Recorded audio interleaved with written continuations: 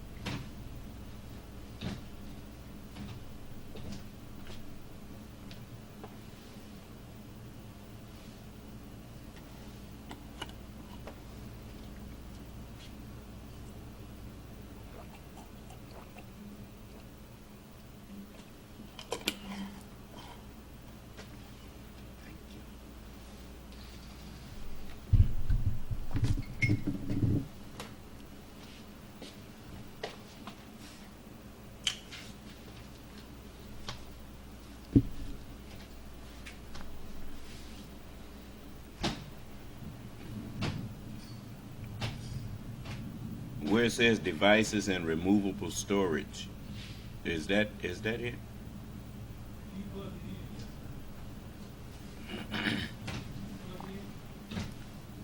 Well, no, I got my phone plugged into it now. Maybe I was looking at the wrong thing.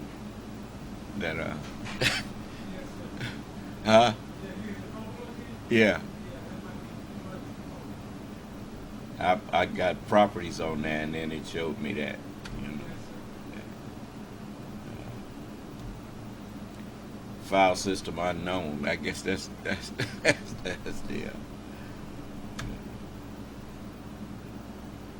You can show me how to check what's on my hard drive here.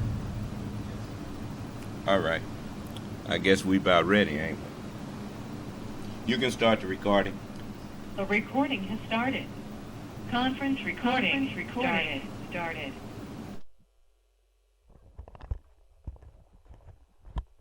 Son of Man Speaks magazine today. With the Son of Man Speaks magazine, you'll receive automotive tips, wholesome recipes, financial advice, and most importantly, a true understanding of the Word of God. Get your copy of The Son of Man Speaks from these select locations. Sisters, Braid 2, 18070 Mount Elliott, the Shell gas station, 13110 West 7 Mile Road. To get a subscription, call 601-786-9788. That's 601-786-9788. The Son of Man Speaks magazine, dedicated to becoming free indeed.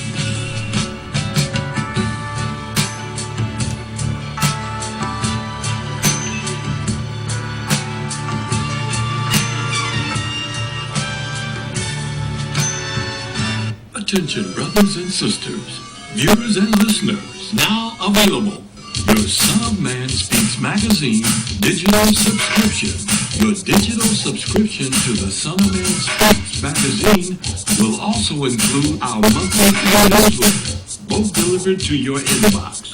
If you have any questions regarding the digital magazine subscription or digital newsletter, you may send an email to shabazsprinting@thenewnationofislam.com. That's shabazsprinting@thenewnationofislam.com. Or call 1-601-786-9788. That's 1-601-786-9788. You can also subscribe online. Visit www.thenewnationofislam.com and click on the magazine tab to register for your online subscription. To make your online tithes, offerings, donations, gifts to the Son of Man through Cash App, make your payment to $New Nation of Islam. That's $New Nation of Islam. Or call 601-786-7056. 601-786-7056.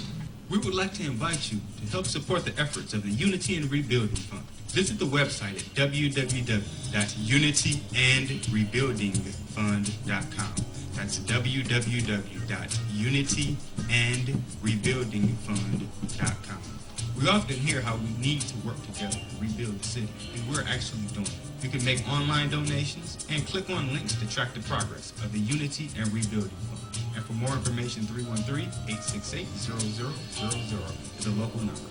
Again, 313-868-0000. Support the Unity and Rebuilding Fund.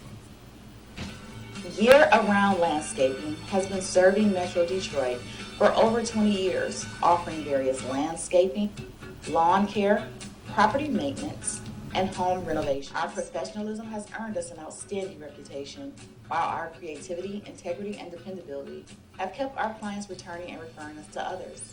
At Year-Round Landscaping, we prioritize quality customer service. We treat every client as our only client before, during, and after providing our services. We believe in building solid relationships with our clients and ensuring their satisfaction. Whether you need a complete outdoor makeover, indoor renovation, or routine maintenance, we have the expertise and resources to deliver outstanding results. Our team is committed to providing exceptional service and completing every project to the highest standard. To schedule an estimate or consultation, please call us at 248-843-6139 or visit our website at yearroundlandscaping.net. Year-Around Landscaping. One source, unlimited resources. SOS Graphic Design provides agency-quality professional graphic design services from established companies to startups and individuals, creating a simple logo to complete rebranding and delivering visual communication with print media. Everything SOS Graphic Design does has a single unifying objective: to set your business apart. We are at your service. Call 313-342-2166. That's 313-342-2166 or online at www.sosgraphicdesigns.com.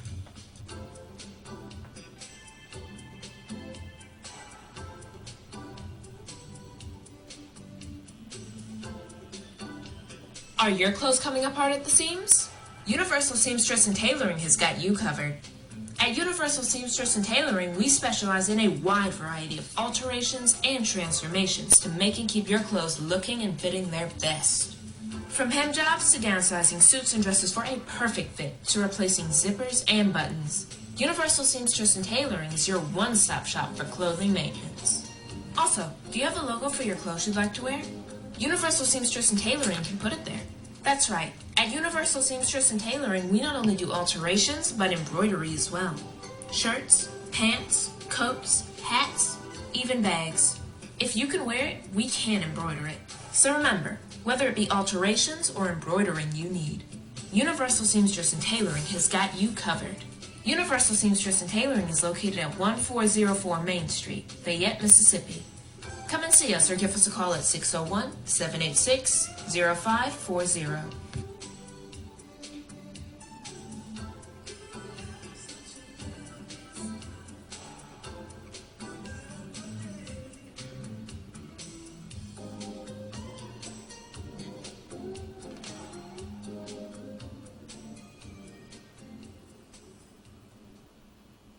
I just used your other one though today because it was, look, it did 2 drips and I was like, oh, I can use my umbrella. My homegirl was talking about it. I'm like, don't talk about it. With our umbrellas, our customers are turning a drab day into a fab day. After all, representation matters. In other words, rain or shine, we've got you covered. Introducing Designs by Deej, your one-stop gift shop for all things handmade and unique. Our products range from our most popular umbrellas, blanket and pillow sets, handmade coasters, and other statement pieces that showcase the beauty of our melanin and natural hair in a beautiful and empowering way. You can find our brand at the sister shop locations in New Jersey and Atlanta, Georgia, or you can visit our website, www.designsbydeej.com. Again, that's www.designsbydij.com. HenceforthLivestreaming.com.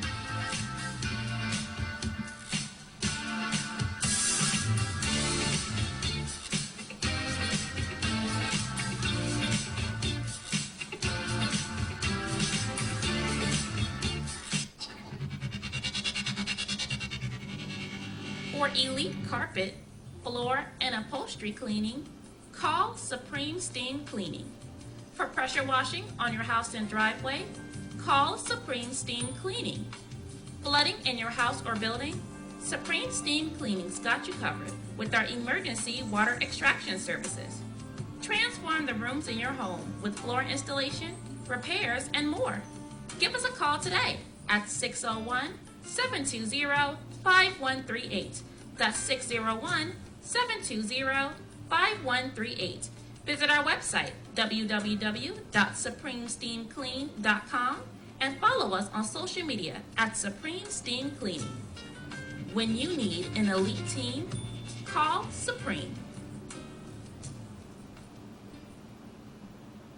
For all facets of professional hair care and braiding, come to Sisters Braid 2, located at 18070 Mount Elliott in Detroit. We specialize in braiding and natural styles, knotless box braids, feed-in braids, scale twists for men, women, and children. We specialize in all facets of healthy hair. Try our natural oils to keep your hair healthy. 313-826-0498 or 248-372-1738. Out of the pocket.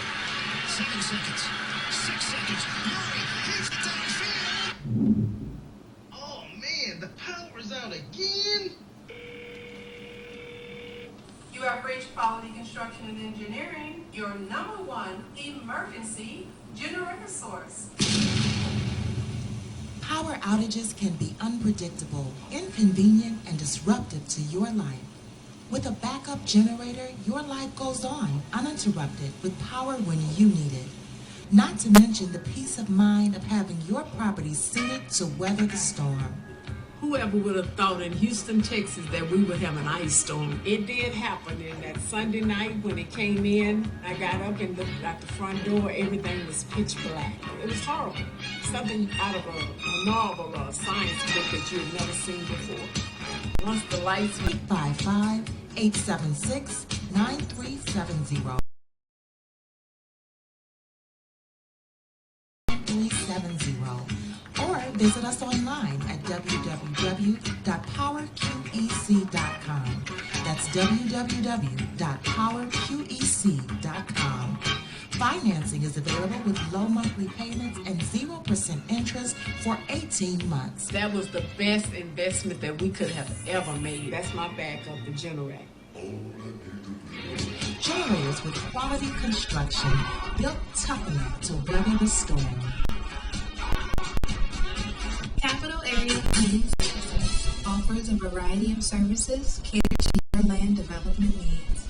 We offer landscape design, residential design, land planning, mapping and consulting services, and more. We have over 20 years of design and land planning experience. CAPS LLC offers services to developers, builders, architects, surveyors, contractors, government agencies.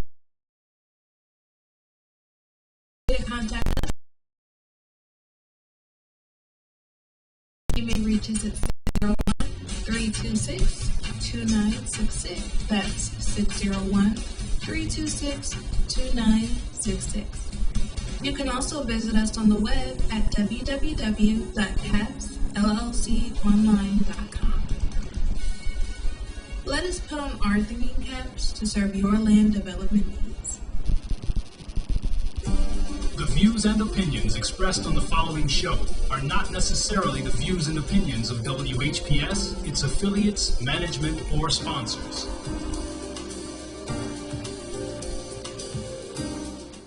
Brothers and sisters, are you tired of reading the Holy Scripture and not really understanding what you read? And if you're reasonably sure, have you ever tested that what you feel you know with someone that has a different view than your own? Then let's talk with one another. Then let's reason with one another on a Scriptural Discussion with the Son of Man every Wednesday at 9 p.m., Friday at 9 p.m., and Sunday at 12 noon. on WHPR TV Detroit Live, 88.1 FM WHPR, and Comcast Cable. Why don't you call and discuss the Holy Bible, and if you have one, the Holy Quran, and come to an agreement about the Holy Scriptures and their true meaning?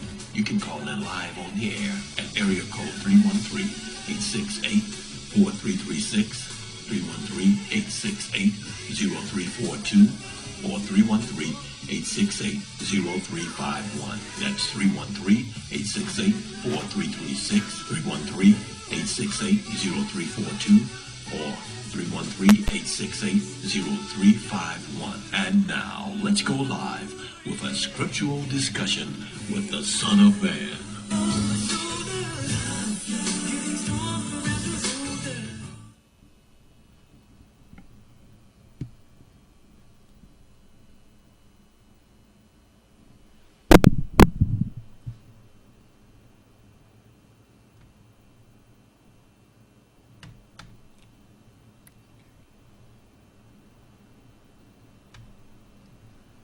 In the name of Allah, the Beneficent, the Most Merciful, the Truthful, and the Most Just.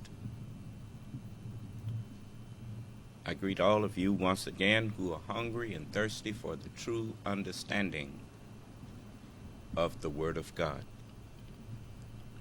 and for truth in general. I greet you all with the greeting words of peace. May Allah's salam alaikum. We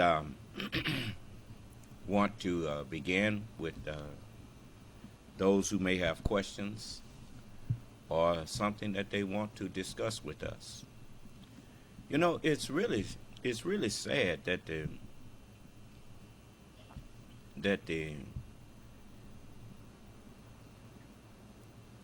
technology is crippling most of us. You know, most people that spend their time texting and rather than in meaningful dialogue with other people, they lose their linguistic skills. You know,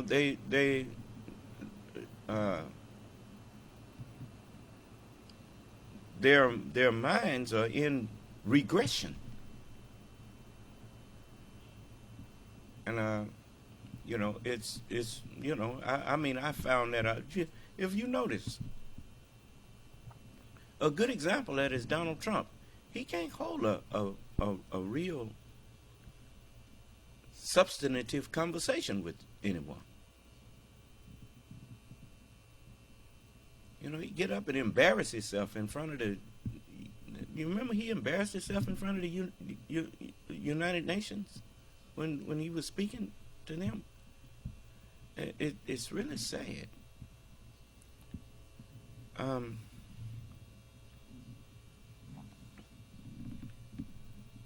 You know, even though I don't have the college education that many of you all have,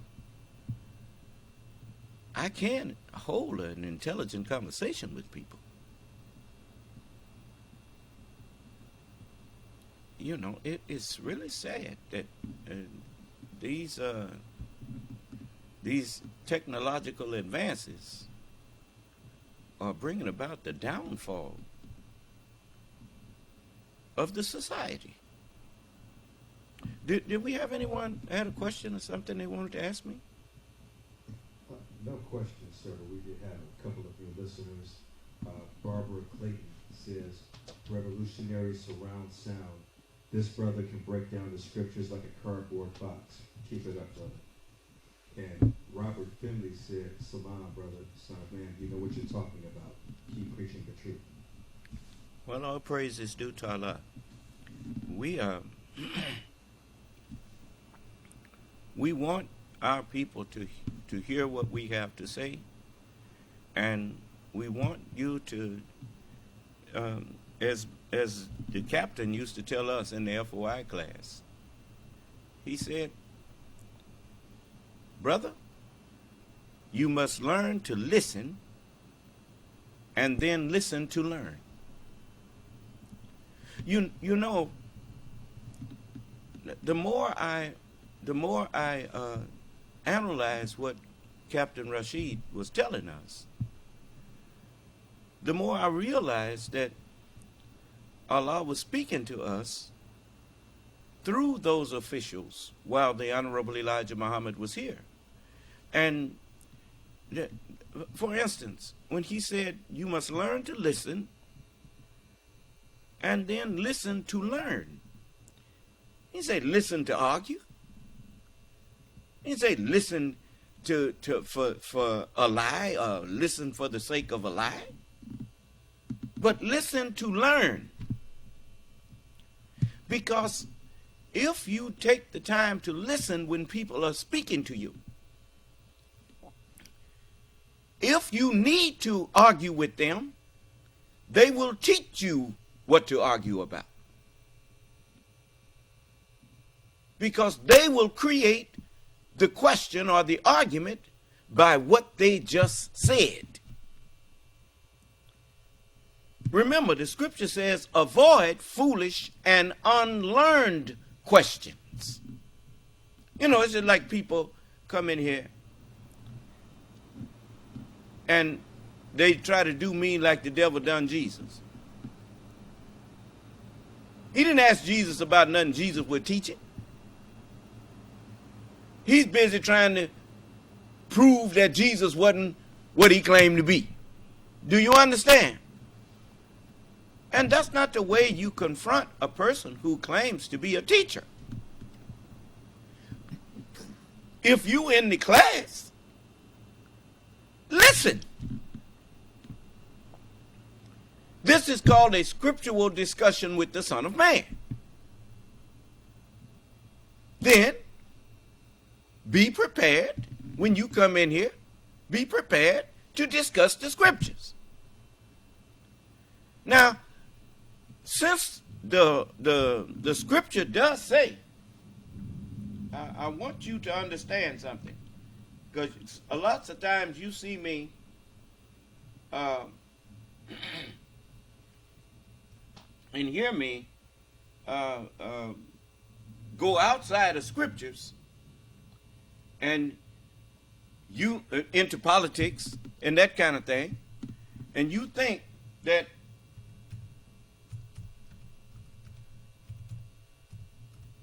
I'm, you know, I'm dabbling. I done got out of my lane. Do you understand?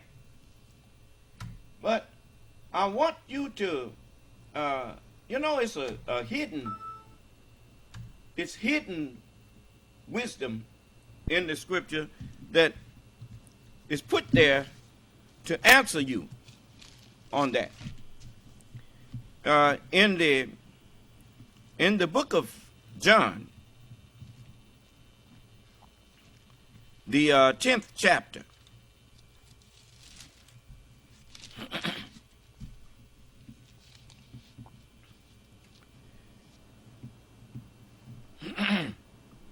and I'm going to start there.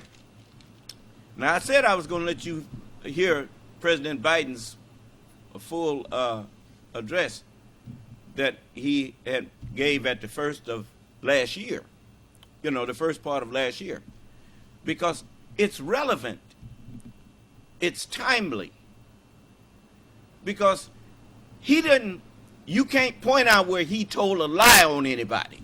Do you understand? He just told the people the truth. It's just like, if I stand up, I want white people to listen to me. You know, the more you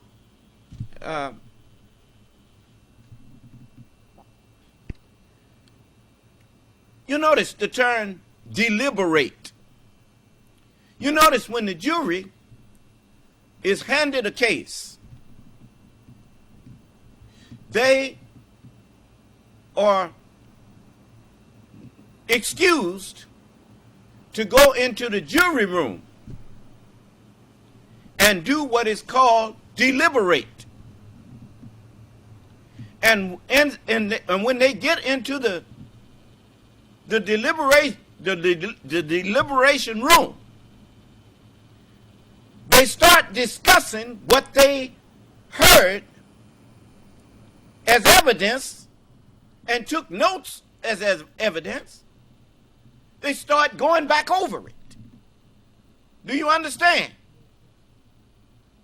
And as they go back over it, some of them may have forgotten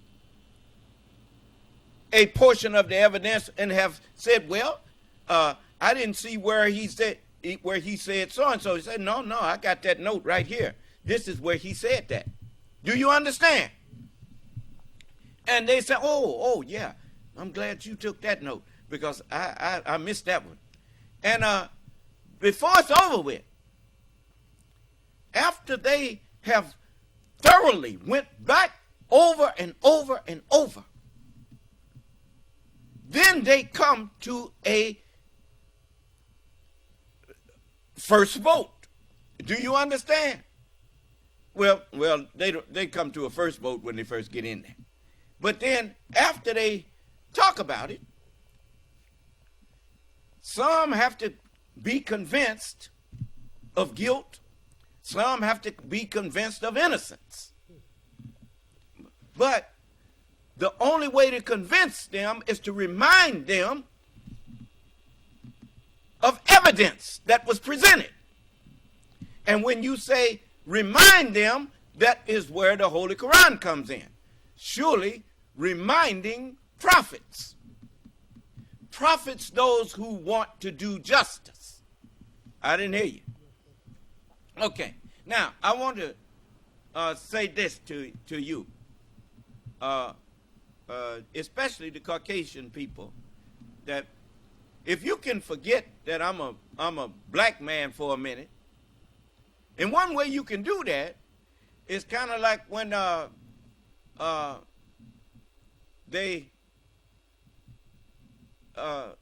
was looking at, what's the young man name that do them commercials about the car, and he's a cool white boy.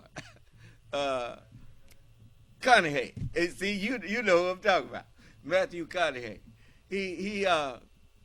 I think that was Matthew Conahey, where he was in The Time to Kill. Huh? MC Conahey. Okay, McConaughey. He, in A Time to Kill, I was looking at him. He was portraying a lawyer. And he told the jury, he said, now, I want you to close your eyes.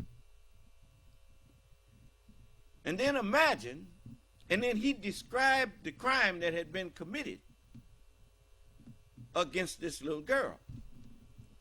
How, I think it was three grown, drunken white boys had beat her, raped her, and then threw her off the bridge, and then urinated on her, and left her for dead. And when her daddy, who was a black man, saw his daughter and done like that, he went and shot the men that, I don't know if he killed them all, but he killed a couple of them. I think he killed a couple of them. But that wasn't the issue. And so McConaughey, McConaughey, however it pronounced, say his name again. I don't like mispronouncing people's names. Matthew McConaughey. When Matthew McConaughey took the case, Samuel Jackson told him, he said he chose him because he could relate to the jury. Do you understand? And so he said, 'cause you're white. he say, you know white people. He said, you know, and so Matthew McConaughey, when he got up there in front of the jury, he started describing what happened to the girl. And so the jury was sitting up there with their eyes closed and everything. And then at the end, he said, now, imagine that the little girl was white.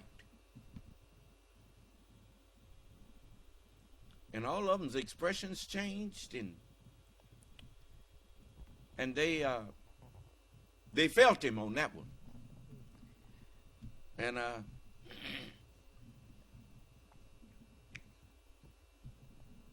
so I wanna borrow that. Forget that I'm a black man telling you this, because I told you I want to help you save your union, your country. Just remember this. My high school, my elementary education was in Los Angeles, California, at 96th Street Elementary School, which was in walking distance of my house. I lived on 99th Street, and I used to walk to school. For 6 years, I walked to school to 96th Street Elementary School. That wasn't no private school. That was a United States public school. Then I went to Edwin Markham Junior High School, which was walking distance from my house. It was on around 105th and Compton Avenue. And I walked that for 3 years. And then I went to Jordan, David Starr Jordan High School. I think all of them schools are still out there. But that was in walking distance. It was on 103rd and almost to Alameda. And all of just like in elementary school, we got them books from y'all. C. Dick, C. Jane, C. Spot, and all of that. I was educated by y'all. If somebody had asked me who's the father of my country, I would have said George Washington, because that's what I was taught. Every time I got ready for class in elementary school, from grades 1 through 6, before class started, everybody stood up, faced the flag, and put the hand over the heart, and we said, I pledge allegiance to the flag of the United States of America and to the republic for which it stands, one nation, under God, indivisible, with liberty and justice for all. Now, the only thing that was actually black about me as I was growing up was my skin. The mind that was in me was basically the hand-me-down white mind from white books, white authored books. You put a white child's mind in a black child's body. And that's what you did. It's, even right now, it's certain aspects of that I couldn't deny even if I tried. It's just like the Honorable Elijah Muhammad. He didn't even hardly go to school. And yet, he never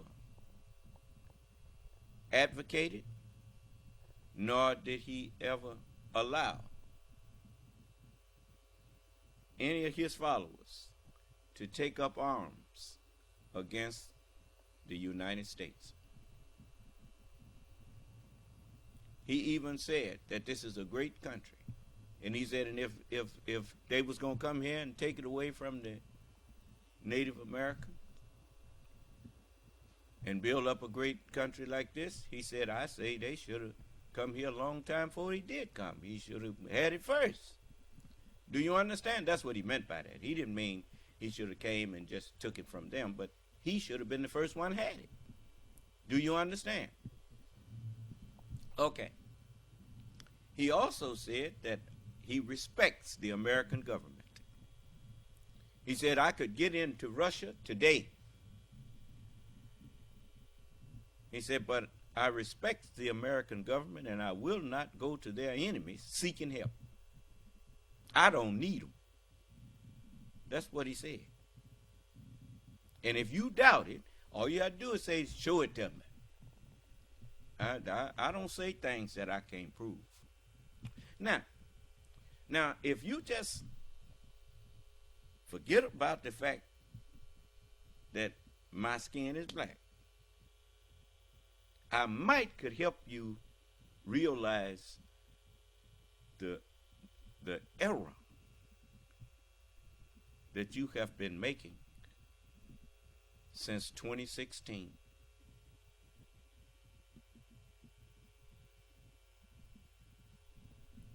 I remember Miss Clinton quoted Maya Angelou. She said about, as Maya Angelou said, when someone shows you who they are, believe them the first time. Do you understand? Okay, now, it's white people listening to me that have quite a bit of disdain for me, because I teach the truth about their history and what they have done. But it's not even them. If you ask one of them, do you think that the Son of Man hates you? They would say no. Do you understand? Now, if you know that I'm not standing up here saying this out of hatred, then when I tell you that I'm trying to help you hold on to your republic, you know I'm not lying to you. Now, I want you to imagine me telling you, what if Barack Obama, after you voted for him to be president, and when it came time for him to be sworn into office,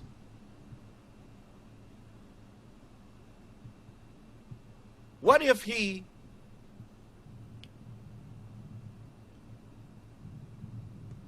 refused to say that he was going to uphold and defend the Constitution of the United States?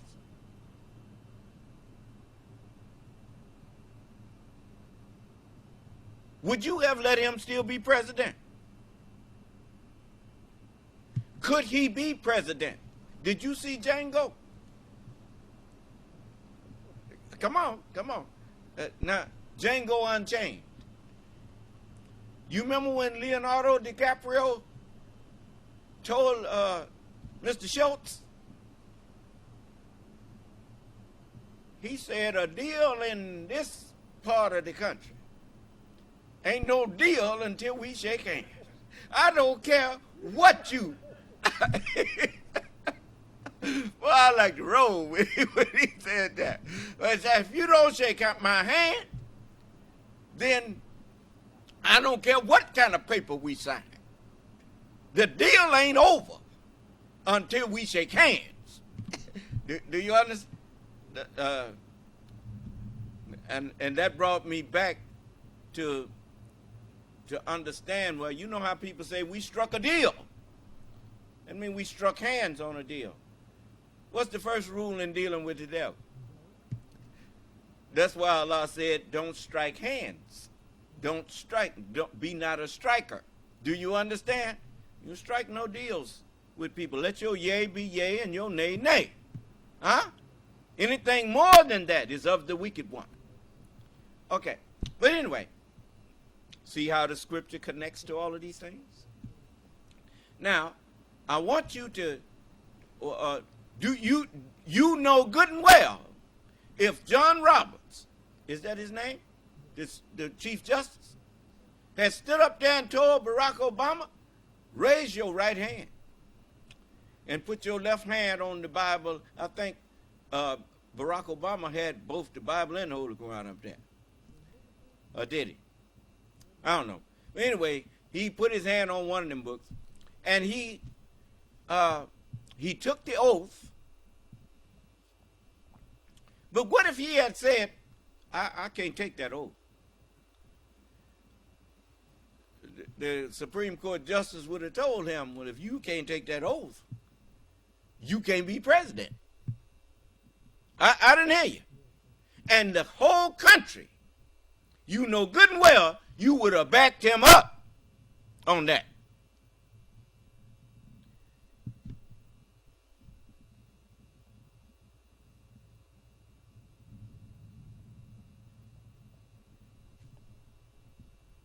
And how you trying to run a man for president that said he never took an oath to support the Constitution? Donald Trump let that come out of his own mouth in his proceedings in Colorado.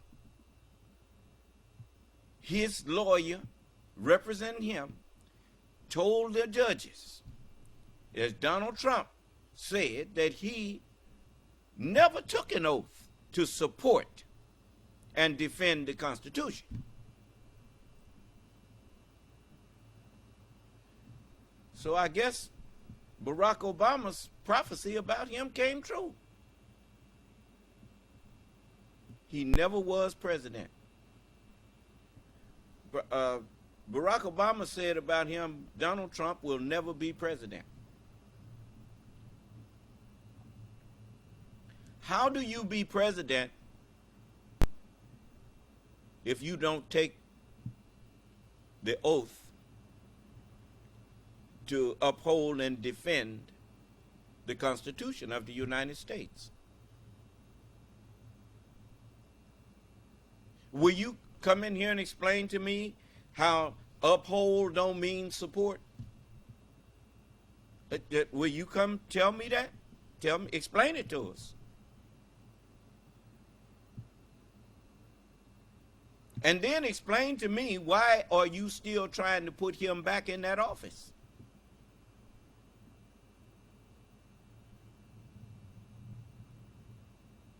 Just give me some kind of,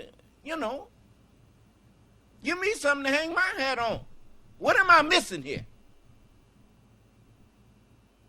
So it's okay if somebody become president that don't take the oath of office, that don't swear that they gonna uphold and defend the Constitution.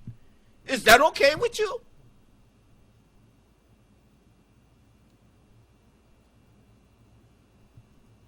I know it's okay with the rebels. I know it's okay with those who flying them rebel flags. because they ain't never supported the Constitution.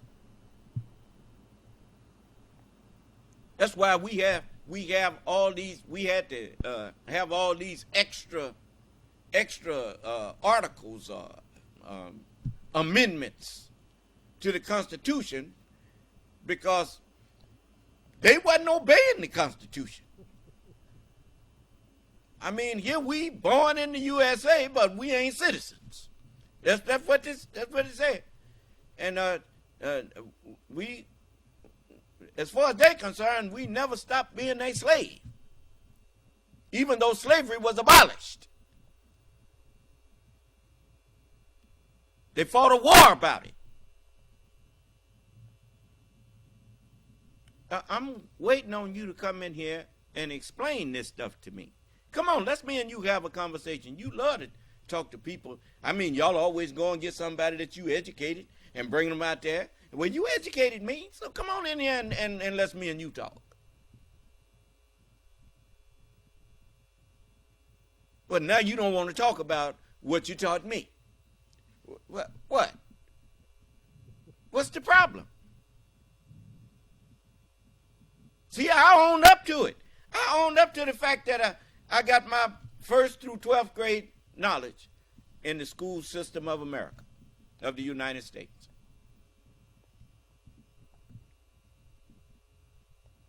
Master Farad Muhammad over my left shoulder here, he went to some of the schools of, he went to USC for a little while.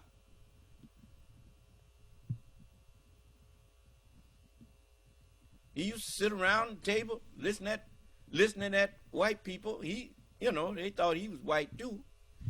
And he listened at them talking about us. And boy, he took it all in.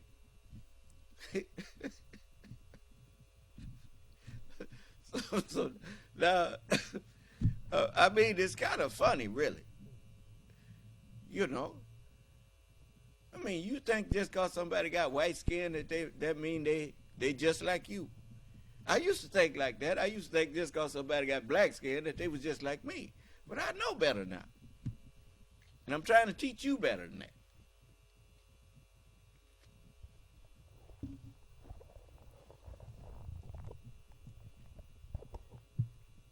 Do you honestly think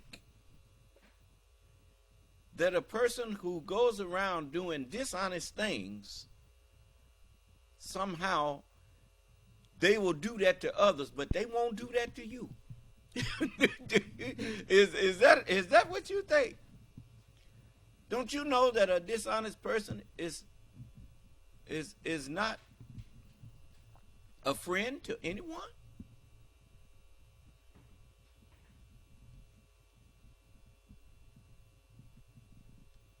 Once you take up that as your marching mantle, dishonesty starts to dominate your deeds and your actions, and what comes out of your mouth.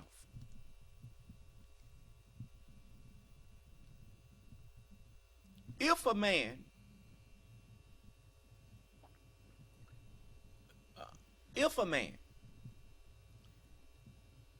convinces you that lying is okay, if you go along with that, why would you think that he would not lie to you?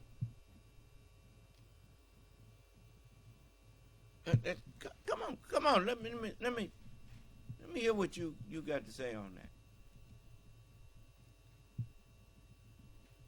I mean, Michael Cohen found out. I mean, he made the mistake of thinking that a liar could be your friend. do you understand? You know what friendship is based on? True friendship is based on truth. It's not based on lying.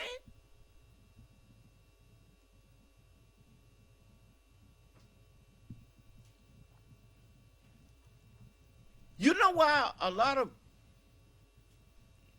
white children back in the 60s start leaving the homes of their parents and becoming hippies? It's because they found out that the white man is the devil. That they have been lied to all of their life. When they got around black people and really, you remember they used to let them play together till a certain age, and then they would tell him, "No, you can't play with him no more." Why? You befriend him so you can enslave him. You don't, but you don't take him for no real friend because he's your property. Do you understand?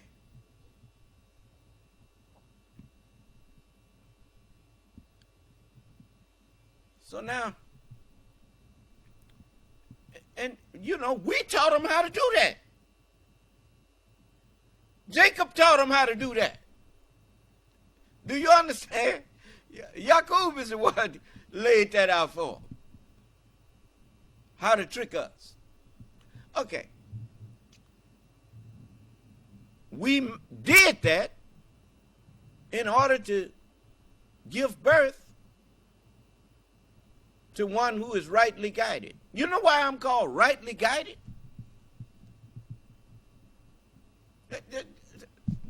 Come on, talk to me. Why do you think the Prophet Muhammad and Jesus and all of them talked about a rightly guided one who is rightly guided was coming?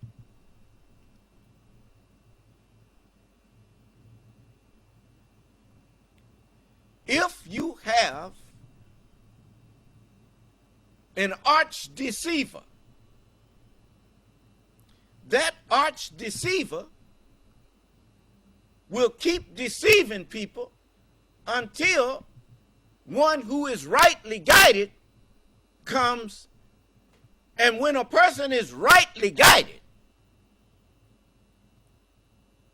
they can't be deceived by you. That's why the Mahdi, you remember, I told you, my mama and them raised me in the church. I did not refuse to believe in the Bible, but I knew I didn't understand the Bible. Do you understand? And so wasn't no sense in me keep on going down there, listening to what they were saying when it didn't make no sense. I just left it alone. And so I left the church. Not realizing that the reason that I left was because it's not possible to deceive me about God. And I knew that God wasn't behind that stuff, even though I was dead. I didn't realize I knew because I was dead to that knowledge. I didn't know what the Bible was talking about. I couldn't argue with you about what the Bible said. But I knew without knowing that I didn't belong in there. Do you understand? I told you why I used to go to different churches and whatnot, running after some little girl or whatever, but I wasn't going. I couldn't sit there. I used to wait on the Holy Ghost to hit me. I'd sit there and I'd see all of them shouting sometime in that Pentecostal. I went to one of them too. My mother wasn't no Pentecostal. But this sister that I liked, her name was Pat. And her granddaddy was a preacher. And her brother was one of, I could say, one of my best friends. And so I went to the Pentecostal church because they was going there. And so I sit there and I was waiting on the Holy Ghost to hit me. And it just never happened. And I finally came to the conclusion that wasn't nothing. They was, putting on. people was putting on during that, because a lot of them was still drinking beer and all that kind of stuff after, on Sunday shouting, and then during the week doing something else. And so I realized that wasn't for me. The Jehovah's Witnesses, they didn't have nothing either, because they was, bigoted. Trying to hold a conversation with them is like trying to talk to a record. You hear things on a record, and when you try to question the record, it just keep playing. That's the way they are. And so, all these people, they worship ignorance. They don't know what they actually worship. And so Jesus' word proves true. He said, you worship that which ye know not what. We know what we worship. We know what we speak. That's why we can be questioned on it and give you an answer. You speak that, you worship that which ye know not what you talking about.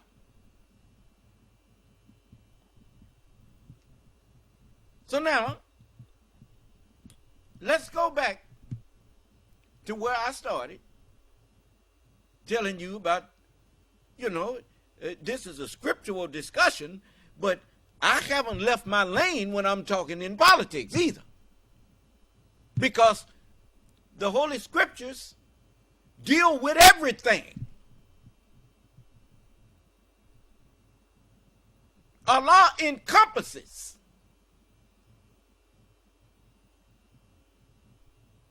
everything of this world in his knowledge.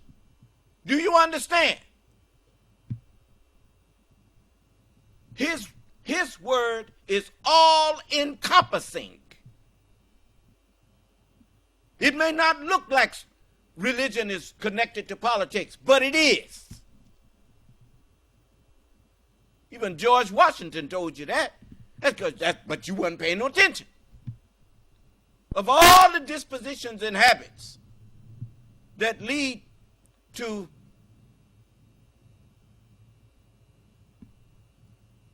political prosperity,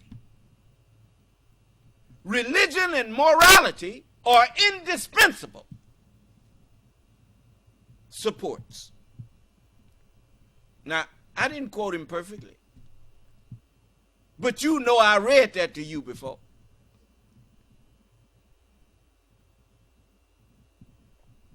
George Washington said whether you are a pious man, or a prophet, or a regular citizen, both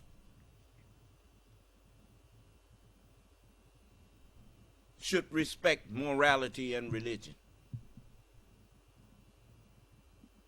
Prophets and citizens, regular men, scientists.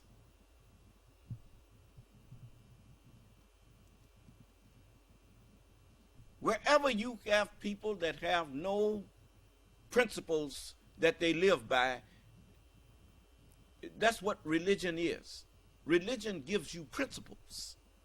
Religion makes you think that truth is more important than popularity. Do you understand? So let's read what Jesus had to say. Verily, this is the 10th chapter of John. Verily, verily, I say unto you, he that entereth not by the door into the sheepfold, but climbeth up some other way, the same is a thief and a robber. Huh? How you know that the truth? You remember when the man lost his key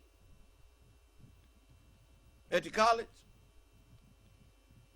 and he was climbing through the window of the back door somewhere, and he was a professor at the college. Huh? Mr. Gates, Skip Gates. And the police came there and arrested him. Told him, come out of there. What are you doing in there? Well, that's the way thieves enter into the house. You know, he had to do some tall explaining, didn't he? They wound up having beer with the president, the officer, and Mr. Gates. But anyway, but the point is, whenever you climb up some other way instead of going through the door, you suspected of being a thief and a robber. Is that right? You notice. It says, enter into the sheepfold. Now, you notice when I get up here,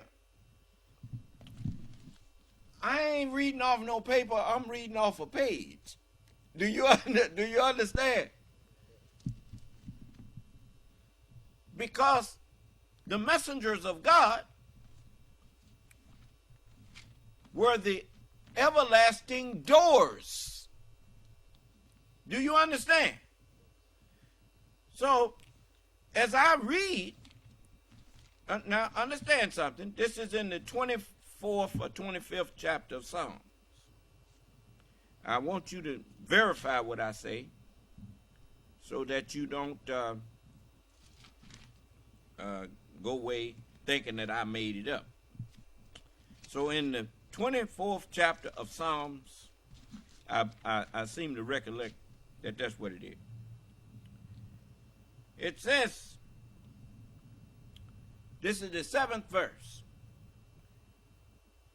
It says, lift up your heads, O ye gates, and be ye lift up, ye everlasting doors. Well, David also explained that to you in the 100th Psalms. He said, the Lord is good. His mercy is what? Everlasting. And his truth endureth to all generations. So, you notice the Bible and the Holy Quran, all books,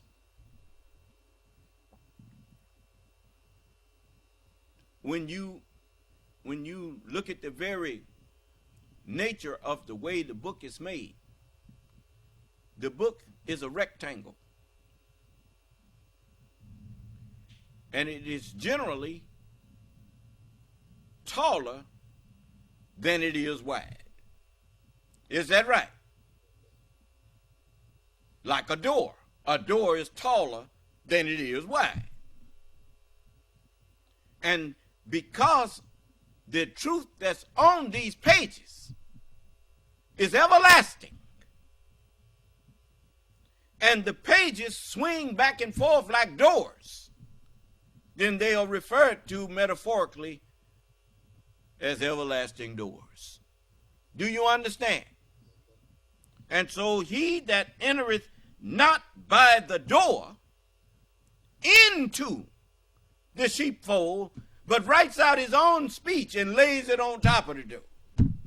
I didn't hear you. That's what they do. They lay it on top of that. You see him put his paper down on top of the Bible. Huh? Because he's a thief and a robber.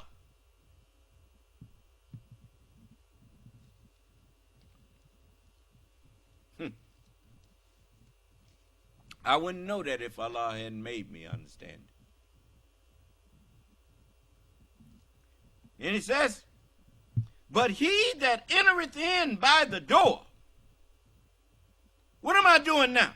I'm entering into understanding straight out the teachings of Jesus here.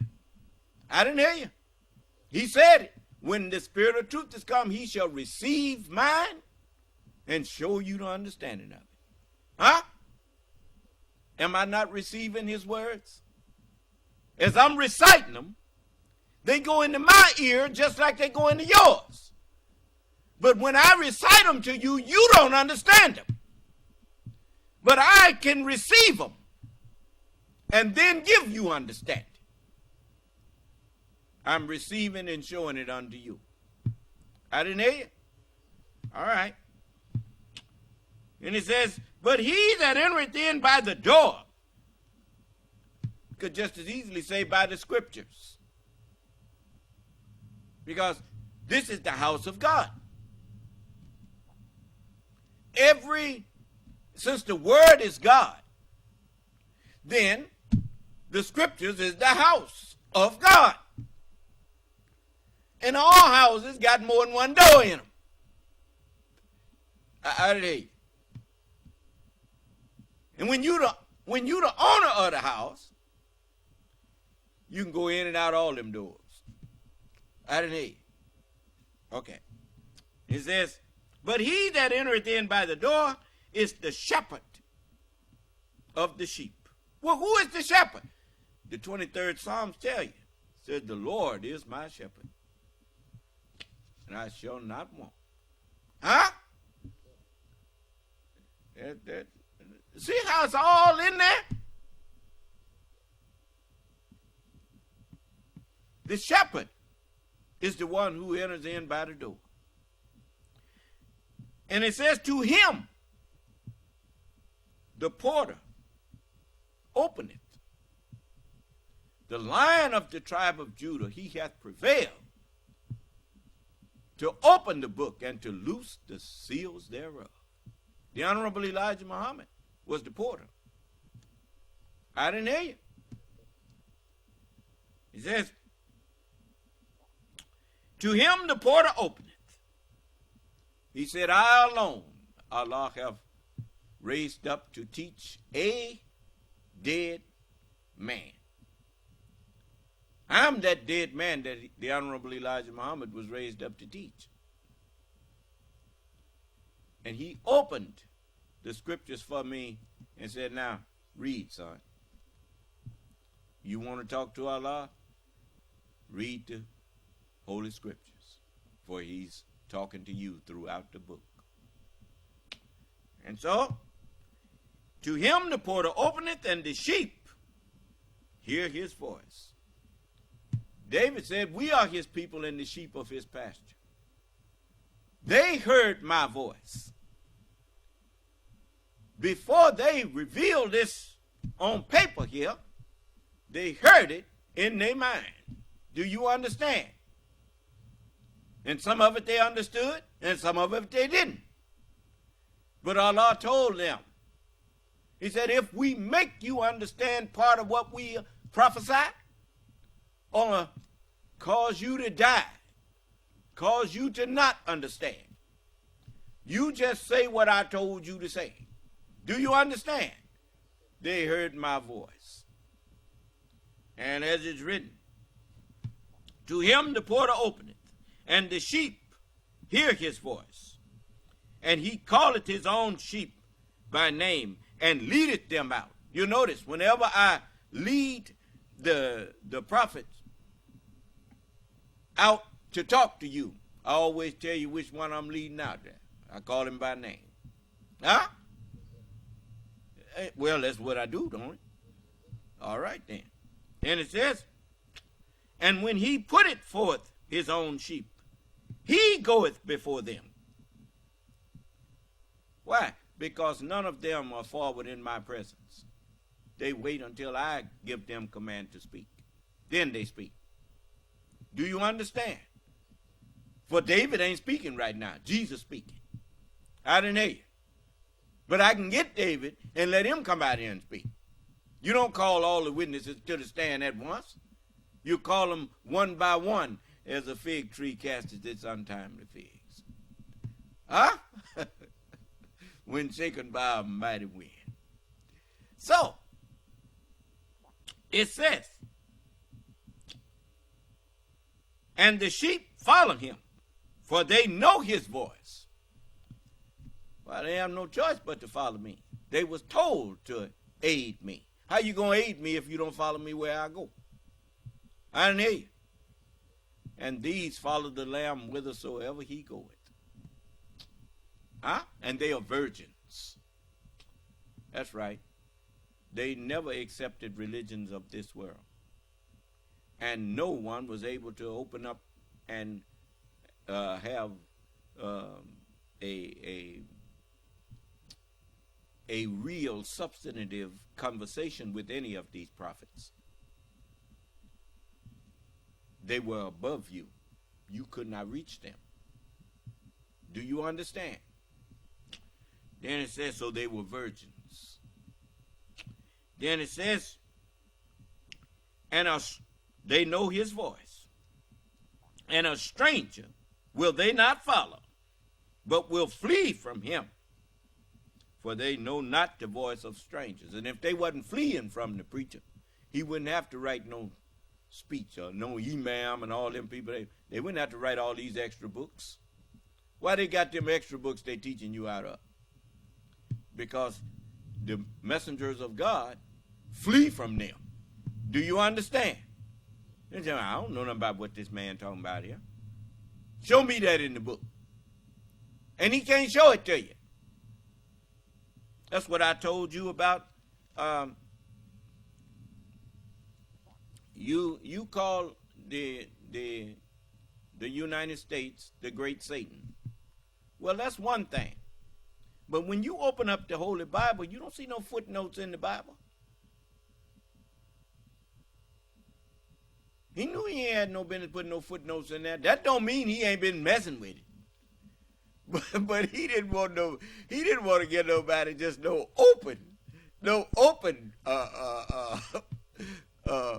evidence against him. You got open evidence against you. Got these footnotes down here in the Holy Quran. What the Holy Quran need footnotes for? The Holy Quran don't need no footnotes. So you helping Allah explain himself. Is that what you doing? No, man. You ain't had no business putting no footnotes in the Holy Quran. Allah sent it down fully explained. And if he sent it down fully explained, what did he need footnotes for? But anyway, let's go back to the 6th verse. Now this parable, see, it was a parable to you. It was plain to me. It wasn't no parable to me. Plain to me. Says, this parable spake Jesus unto them, but they understood not what things they were which he spake unto them. No, because the book was sealed up. And it was not going to be understood until I got here. And it says, then said Jesus unto them again, verily, verily, I say unto you, I am the door of the sheep.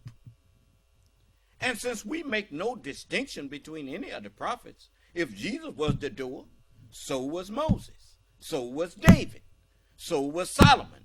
So David rightly said, everlasting doors. Huh? Okay. It says, now, verily, verily, I say unto you, I am the door of the sheep. All that ever came before me are thieves and robbers. But the sheep did not hear them. You see what's going on there? It said they were thieves and robbers. That's why they lay their piece of paper down there and they start speaking off of their piece of paper after they read something from the door. They got to stand on the outside so they get their paper and start preaching. Do you understand? Well, he on the outside. He can't go in. Do you understand? Okay. It says, I am the door, and by me, if any man enter in, he shall be saved. He shall be sanctified. Remember we talked about what saved meant? He shall be saved, or in other words, sanctified, and shall go in and out. Now there it is. I can go in and out of the scriptures, and yet, even when I'm out of the scriptures, I'm connecting to the scriptures. Do you understand? A good example. What happened to Fox News with Dominion machines? Fox News promoted a lie that Dominion machines were used fraudulently in the election. Is that right? Dominion sued them. Is that right?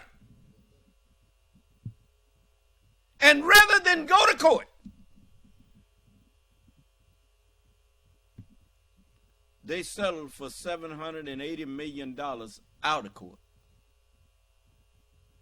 Why did they not go to court? Because Dominion machines got evidence and had evidence that they knew that was a lie when they was putting it out there. Do you understand? They knew it was false. Wasn't nothing wrong with them machines. Every idle word that men shall speak, they shall give account of it in the day of judgment. Idle words is like idle gods, because the word is God. And an idle word is a false word, like an idle god is a false god. Do you understand? But you can't get away with idle words in the day of judgment.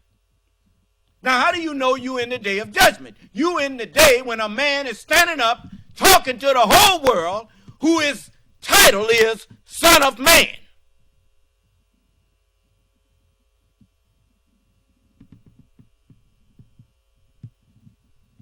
Who is going to execute the judgment? The book says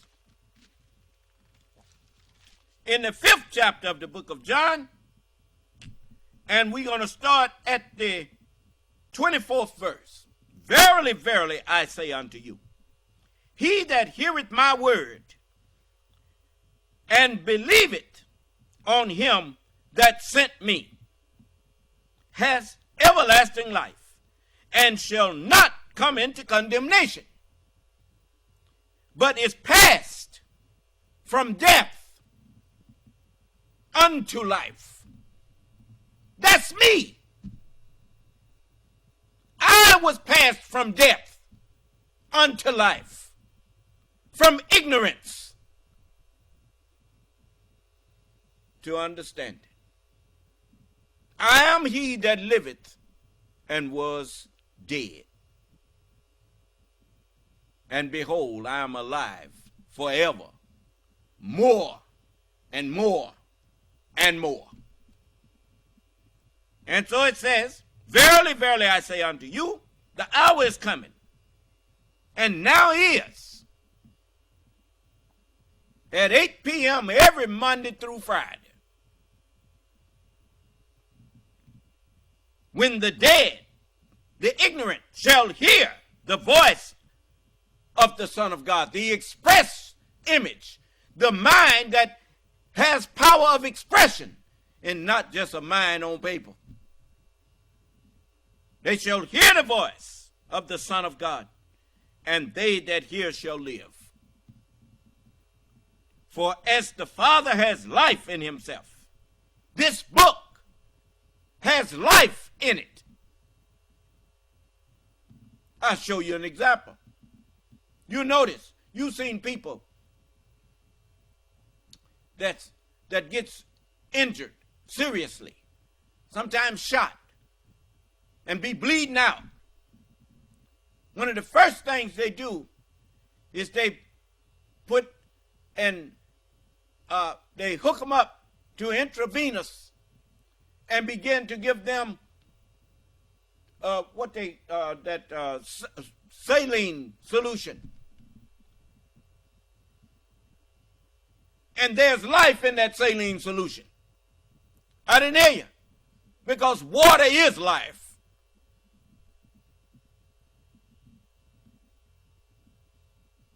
And so it says, well, Allah hooked me up as the Honorable Elijah Muhammad.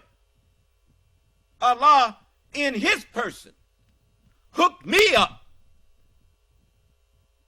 to the Holy Scriptures intravenously.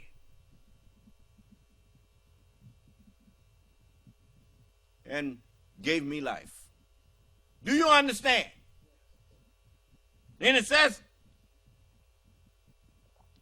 for as the Father, the Scriptures, have life in himself, so hath he given to the Son to have life in himself, and made him the express image of himself. And he says, and hath given him authority to execute judgment also, because he is the Son of Man.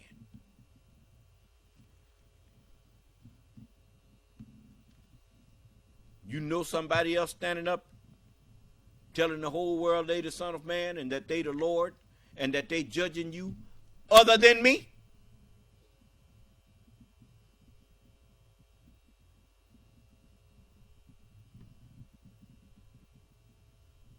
I go in and out of the Scripture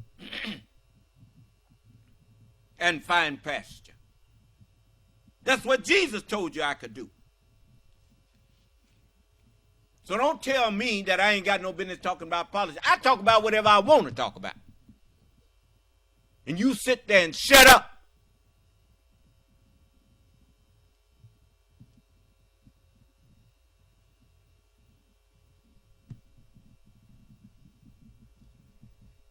Now, the Holy Quran says the same thing. In the 28th chapter,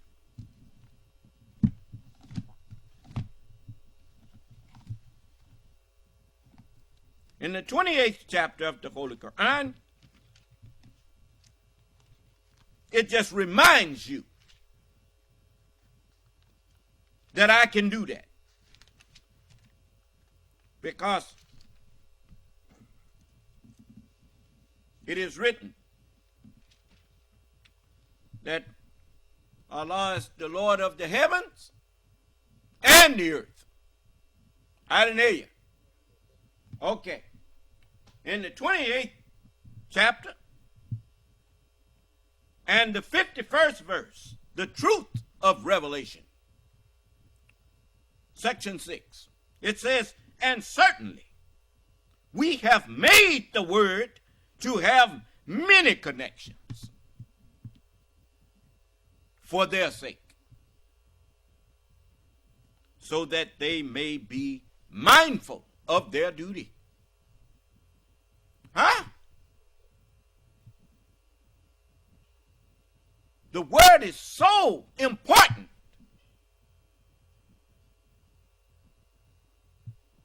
that even them that you call the great Satan put their trust in the word and made you, if you're going to be a ruler among them, do you swear and you put your hand on the good book that gave you dominion for 6,000 years. And remember, the one who gave it to you can take it. And is going to take it back at the Sabbath day. And when he comes, don't you test him. Thou shalt not test the Lord thy God.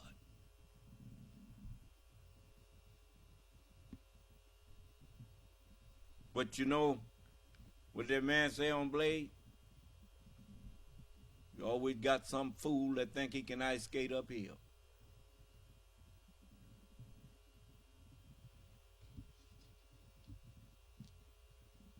Could have just as easy said roller skate uphill.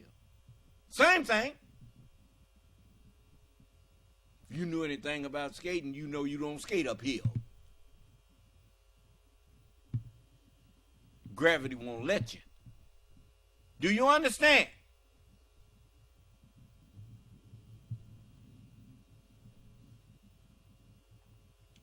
Anyway,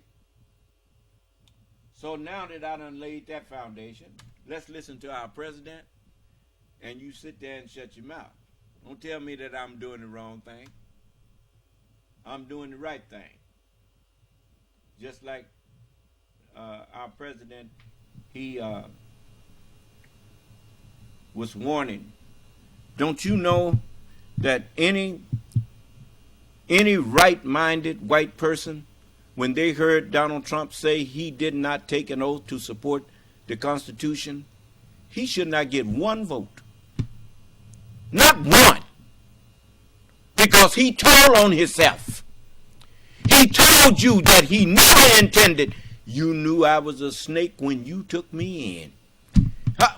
What about it? He didn't just recite the snake once.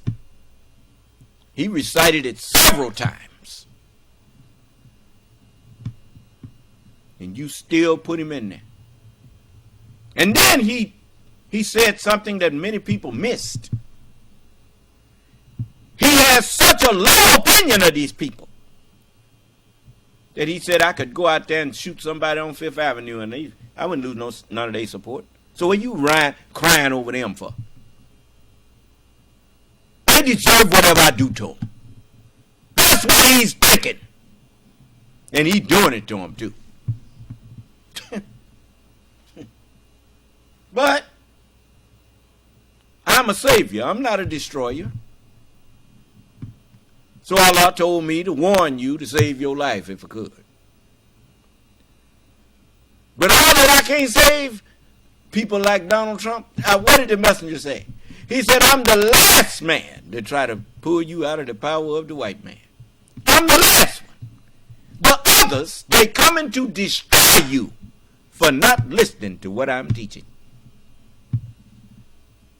Huh? You think Donald Trump cares about anybody? Who does Donald Trump care about? Who?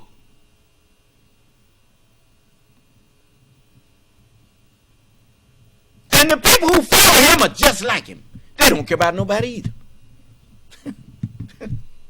either. So Allah linking them together. Burn them bundles to burn them. Do you understand? Yeah. Now let's listen to a decent man. Today the Vice President, I'd like to talk to you about how my administration is dealing with our situation in the southwest border. Now, these actions alone that I'm going to announce today aren't going to fix our entire immigration system, but they can help us a good deal in better managing what is a difficult challenge. On my first day in office, some of you may recall who covered this area, and you cover it well, I sent Congress a comprehensive piece of legislation that would completely overhaul what has been a broken immigration system for a long time. Cracking down on illegal immigration, strengthening legal immigration, and protecting dreamers, those who with temporary protective status, and farm workers, who all are part of the fabric of our nation. But congressional Republicans have refused to consider my comprehensive plan.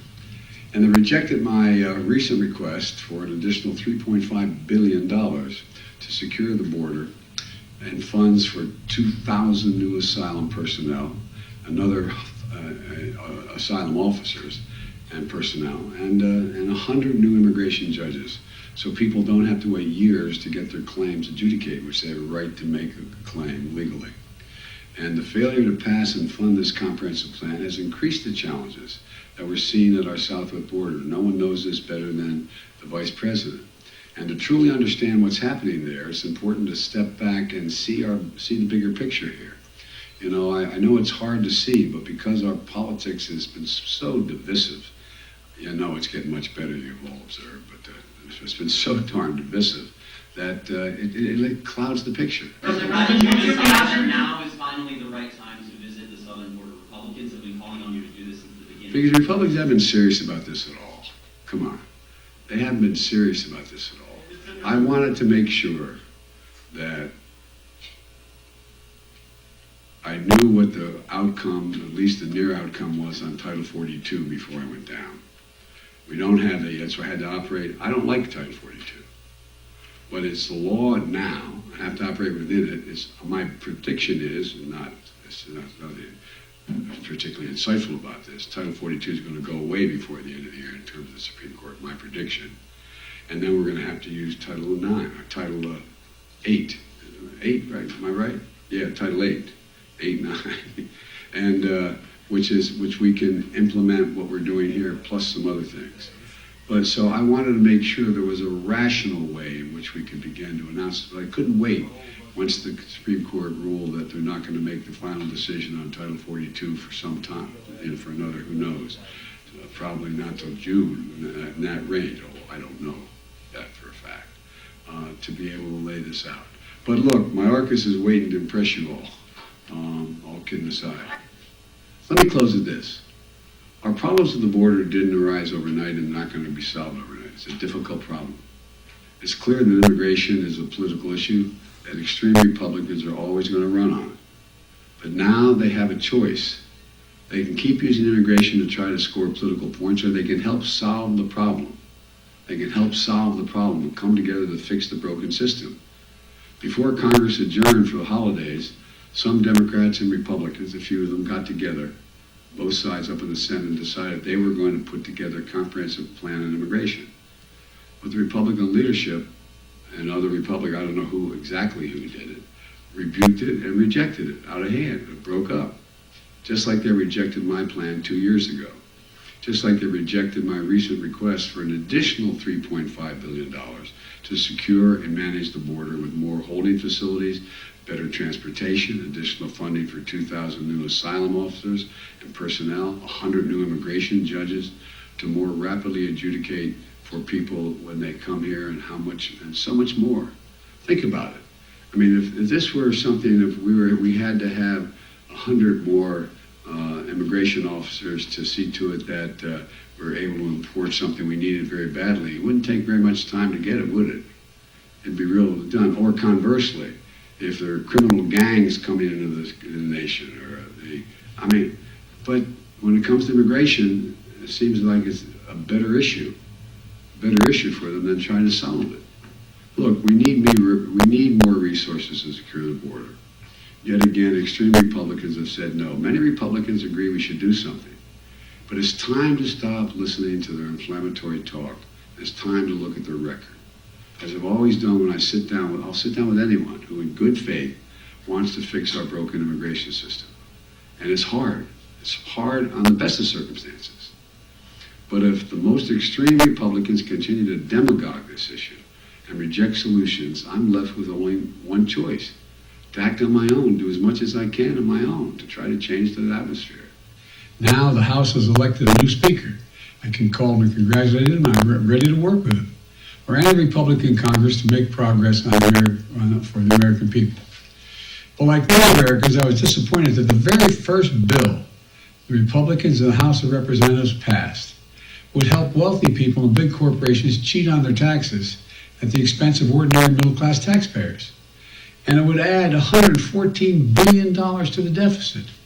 Their very first bill. House Republicans campaigned on inflation. They didn't say if elected their plan was to make inflation worse. Plus, House Republicans introduced another bill, blocking action that would help lower gas prices and help consumers. And on top of that, House Republicans are preparing to vote on a national sales tax bill. National sales tax, that's a great idea. It would raise taxes on the middle class by taxing thousands of everyday items from groceries to gas, while cutting taxes for the wealthiest Americans. And if I'm not mistaken, what they've introduced, it also would totally eliminate the IRS. Feels good, except all going to be sales tax. Go home and tell your moms. They're going to be really excited about that. Come on.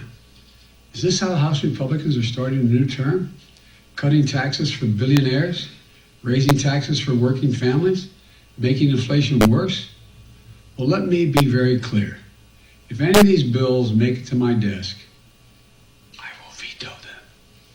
I will flat veto them. I'm ready to work with Republicans, not this kind of stuff. If they try to cut Social Security and Medicare, which Americans have been paying into every paycheck since they've ever got their first paycheck, I'll use my veto pen to stop that as well. But if Republicans want to work together on real solutions to lower inflation, create more jobs, build an economy that works for everyone, I'm ready.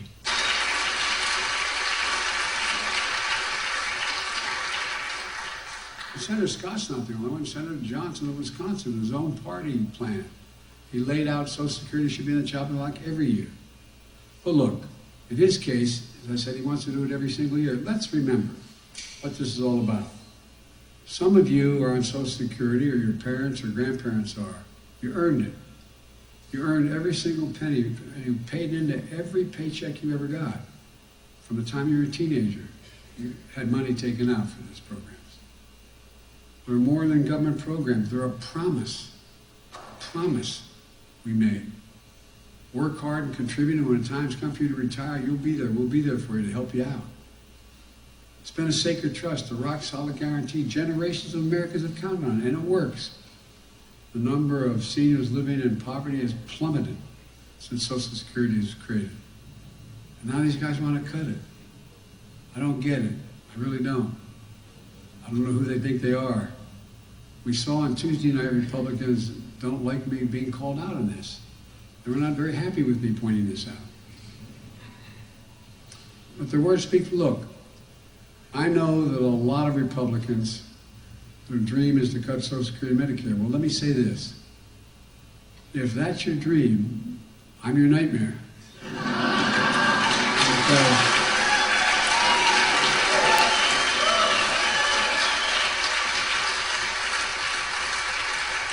By the way, that may be redundant. I think they already think I am. But if anyone tries to cut Social Security, we're going to stop it. If anyone tries to cut Medicare, we're going to stop it. And look, when I called Republicans out of this on the State of the Union, it sounded like they started yelling liar, not all, but started yelling liar, liar. And I said, that means you all are for keeping Social Security? They all stood up and said, yeah. I said, well, we got a deal.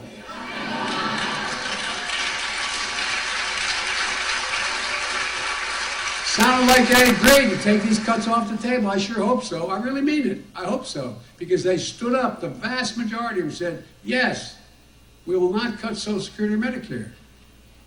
Now, granted, I'll believe it when I see it. But we're going to both lay down our budgets very soon. That's in stark contrast to, by the way, there's an awful lot of really good Republicans. But the MAGA Republicans are a different breed of cat. No, they're not bad or good. They're very different. It's kind of like, in my view, sort of two Republican parties.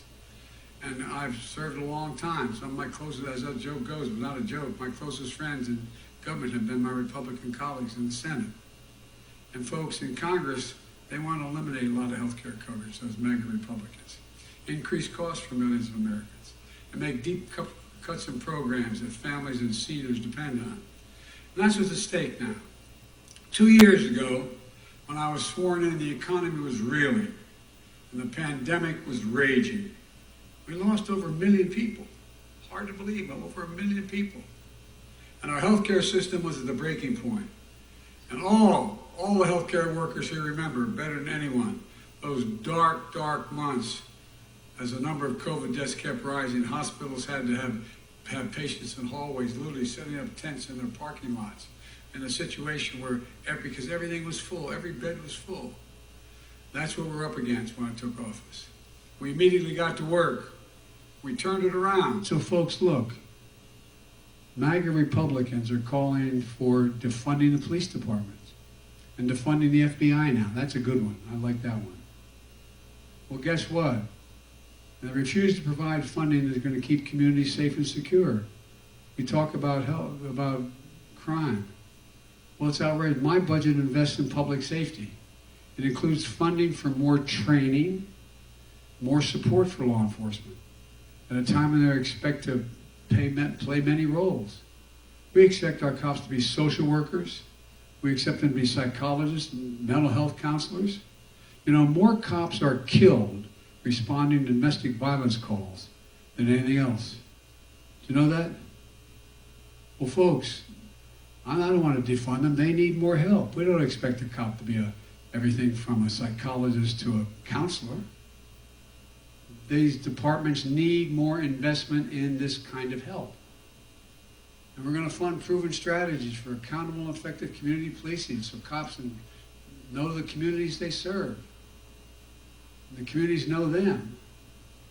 We got to get cops back on the street. Back on the street in the communities they know. where they know the people, where they stop in and they know the guy who owns the liquor store. They know the preacher who runs the local school, the local ministry. They know the person who runs the local grocery store. When we did that in the Biden crime bill, crime just plummeted because they know folks. I remember I was in Wilmington. My son used to be the Attorney General of the state of Delaware. And he'd have his folks go out and knock on the doors. And there was a lady who called who lived on 4th Street. And an area is kind of tough. She had rented one of these old Victorian homes, you know, the kind that have a outcropping on the corner of the... And she could hear the gangs below getting ready to do what they're going to do. But she's scared to death to call anybody because she knows if they found out it was her, they'd be back. So my son made sure the cops gave their phone numbers to the people in the neighborhood with a commitment they'd never say where they got the information. And guess what? Violent crime dropped because she could pick up the phone and call and say, they're outside.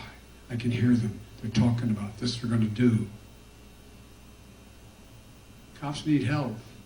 There's some bad cops, by the way. What we did, my Justice Department just did in Louisville, Kentucky, was long overdue to put those suckers in jail. And by the way, how many cops you know like bad cops? I don't know many. Not a joke. We're going to provide 100,000 more community policing officers nationwide and invest in tens of thousands of more school nurses and school counselors and mental health help. So I think there should be a minimum tax for billionaires.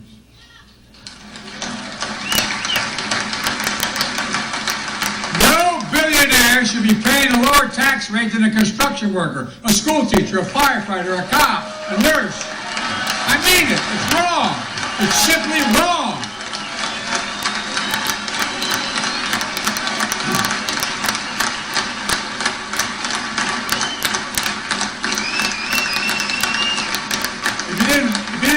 This, you think I was making it up. Meanwhile, guess what my mega Republican friends in Congress are up to? The Speaker of the House went to Wall Street last week. Proposed huge cuts in important programs, cut all discretionary spending by 22%, including ones I just named. Programs millions of working and middle class Americans count on. At the same time, he and his MAGA Republican colleagues are pushing some tax giveaways for the wealthiest Americans and biggest corporations. They'd rather see kids and seniors struggle to eat what they need. People on Medicaid lose their health care. Veterans lose access to doctor's visits. And that's part of it, by the way, not a joke. Then cut subsidies to big oil that made $200 billion. And big pharma, the wealthiest corporations. I'm not even talking about raising their taxes, just stop the subsidies. The same old trickle down dressed up in MAGA clothing. Only worse. Because this time, they're saying if they get their way, they will if they don't get their way, if Biden doesn't agree with them and agree to all the cuts and these tax increases for others, working people, they're going to let the country default on its debt. This is debt took over 200 years to accumulate. The last administration alone increased the debt by nearly 40% in 4 years. And every single time, they passed the debt ceiling without any question. Default would be totally irresponsible. I mean, it would mean cuts in Social Security, Medicare, higher interest rates for your credit cards, car loans, mortgages. The entire economy would be put at risk. Moody's, you know, that economic operation that comments on the economy, they said the Republican plan would cost us 780,000 jobs. 780,000 jobs. Working and middle class seniors paying the price. The Speaker likes to quote President Reagan. I love these guys, how they selectively quote people, including makeup quotes for me. Well, President Reagan made it clear. We pay our debts. Here's his quote from him. He said, the United States has a special responsibility to itself and to the world to meet its obligations. It means we have a well-earned reputation for reliability and credibility, two things that set us apart from much of the world. And we're doing all this having already, in the first 2 years, reduced the deficit by $1.7 trillion. That's occurred. That's happened, it's done.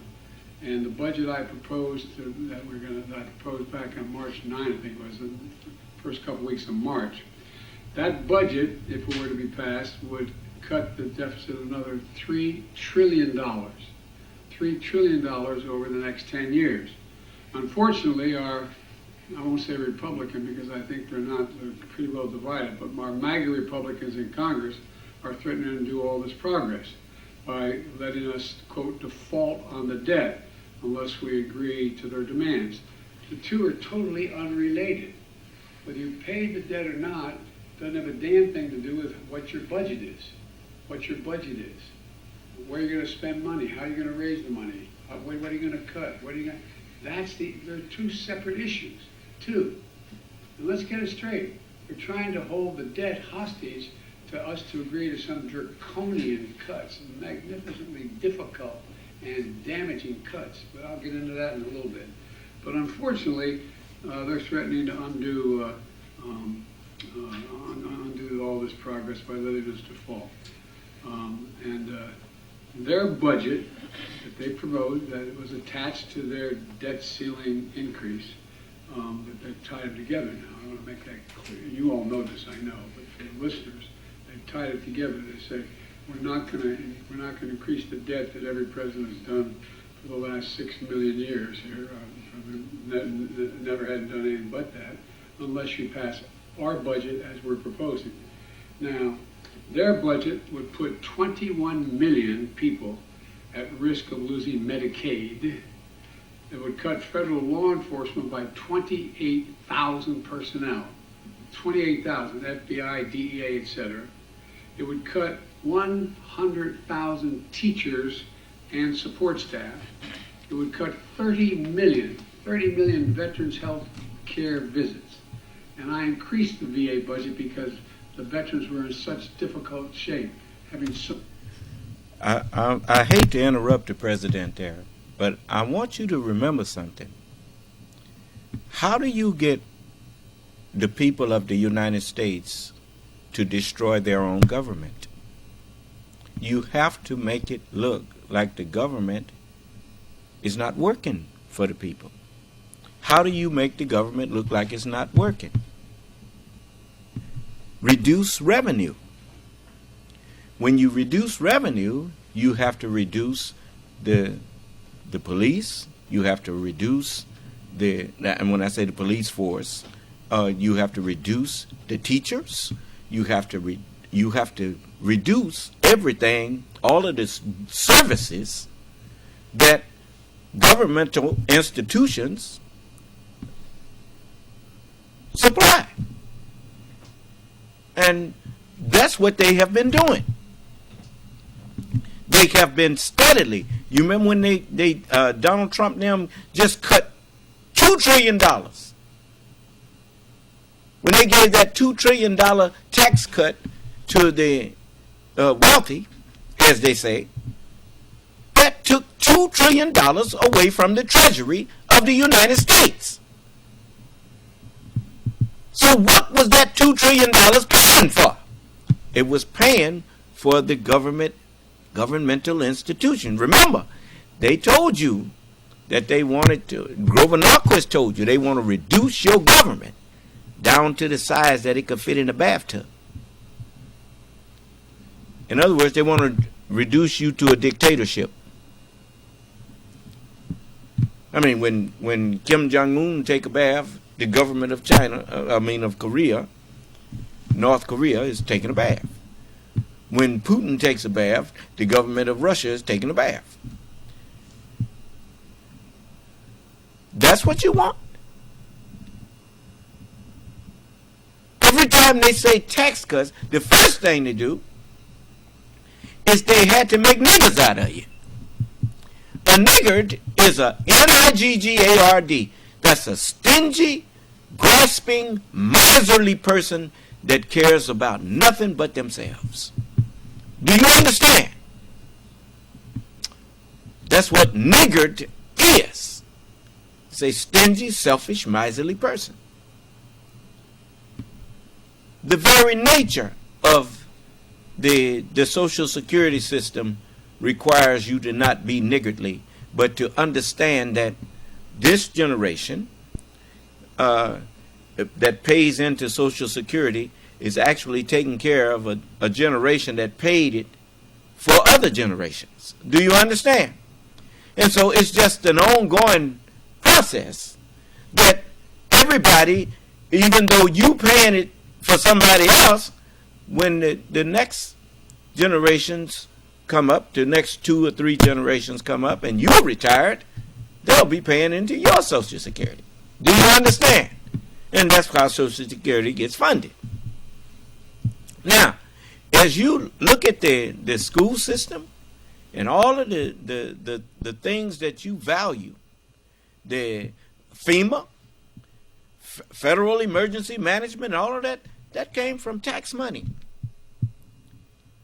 And these crooks up there, the MAGA people with their mayhem, anarchy, godlessness, autocrats.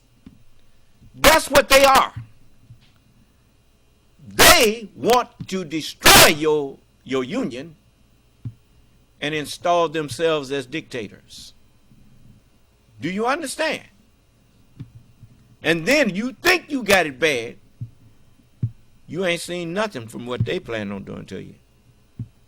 And remember now, how has he justified this? He read the snake to you. And all of them agreed with it.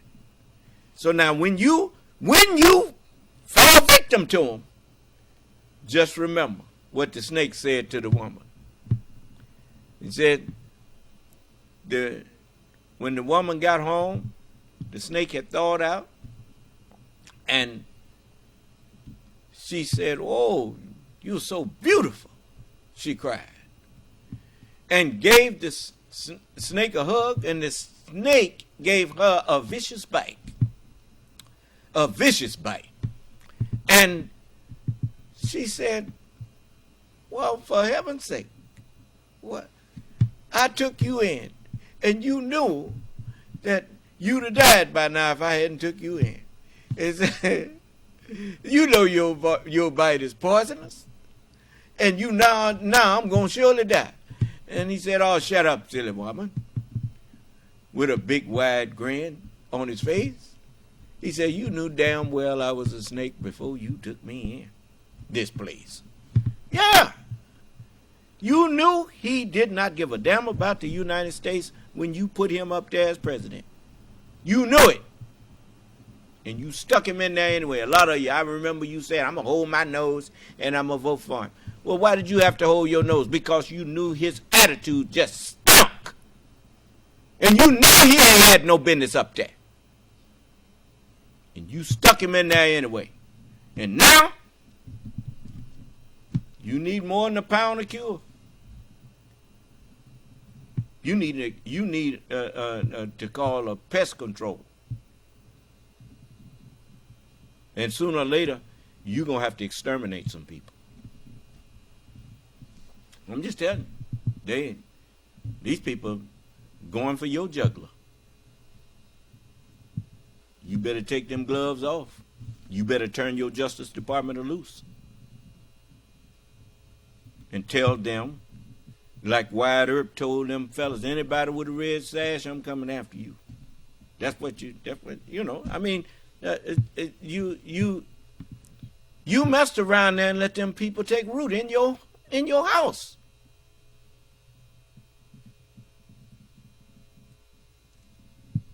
Now you got to get them out of there. Because their goal is your destruction. I hope you're listening to me, white people. This is your country. I can't save it for you. You got to do that yourself.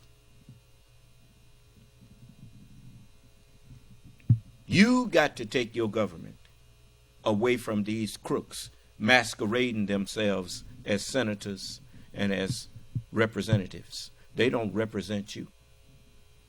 They don't respect your Constitution. They even sitting up in Congress declaring that a duly elected president is not their president.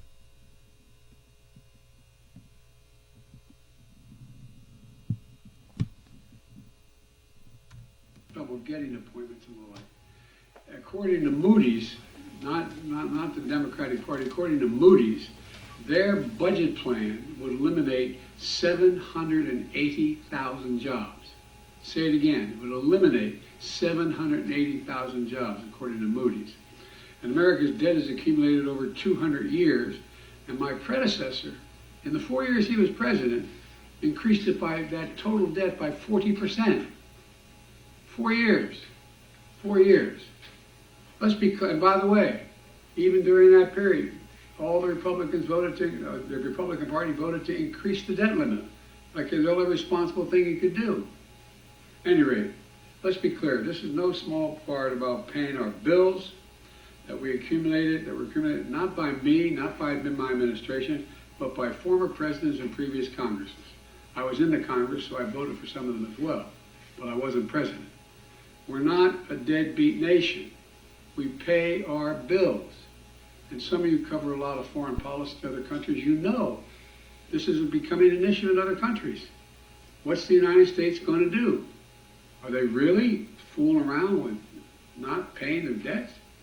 And so, look, next week I'm going to reiterate to congressional leaders that they should do what every other Congress has done. That is, pass the debt limit, avoid default. And as I've said all along, we can debate where to cut, how much to spend, how to finally move the tax system where everybody be able to pay their fair share or continue the route they're on, but not under the threat of default. Let's have the normal arguments. But that's why we have a budget process to debate and open so you all can see it and know exactly what it is that they want to spend the money on, what they want to cut it on, who pays taxes, who doesn't pay taxes, and us as well. We're ready for that debate. We're ready for that debate. We've made a lot of progress. Now, one reason we have inflation fall by 2/3 without losing jobs is that we're seeing corporate profits start to fall as well. We have more to do, but I like what I said.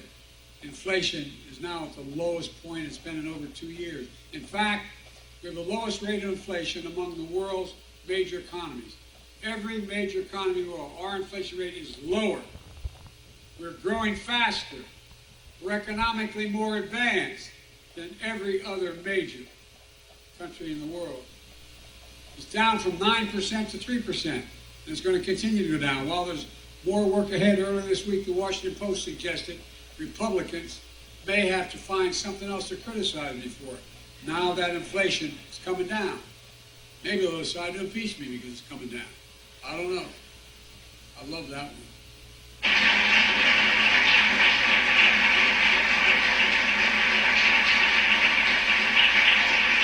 Folks, there's a lot of really great Republicans out there. I mean that sincerely. But we'll stand up to the MAGA Republicans who voted against the Inflation Reduction Act and now are attempting to still repeal it. In the name of the MAGA Republicans who have been trying for years to get rid of the Affordable Care Act, deny tens of millions of Americans access to quality, affordable health care.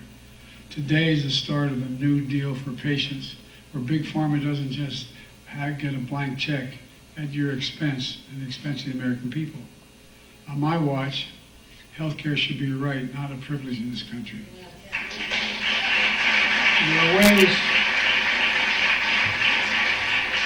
There are other ways the Inflation Reduction Act is lowering health care costs as well.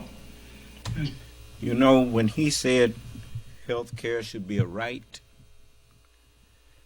that is it goes all the way back to the Declaration of Independence.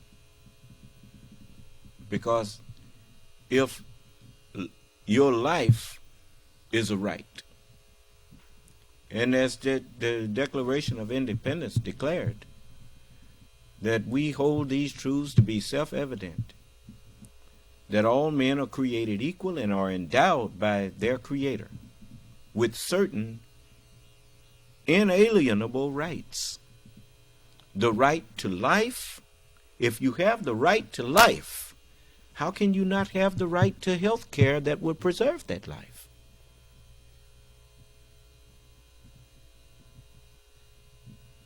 And the only one who would deny you that is the devil.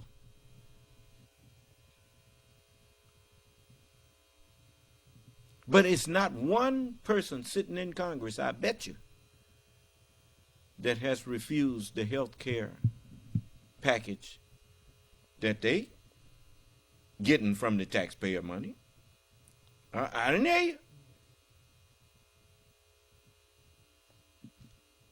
That's why Ted Kennedy, he supported the Affordable Care Act, and he also said that every American citizen should have access to the same quality health care that the members of Congress have.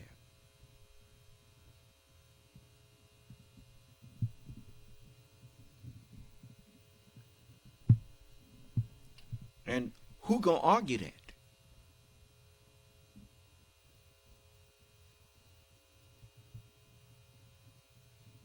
Nobody but the devil.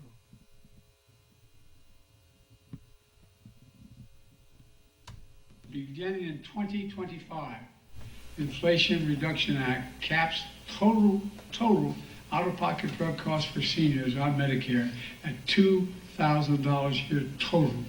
Even if their expenses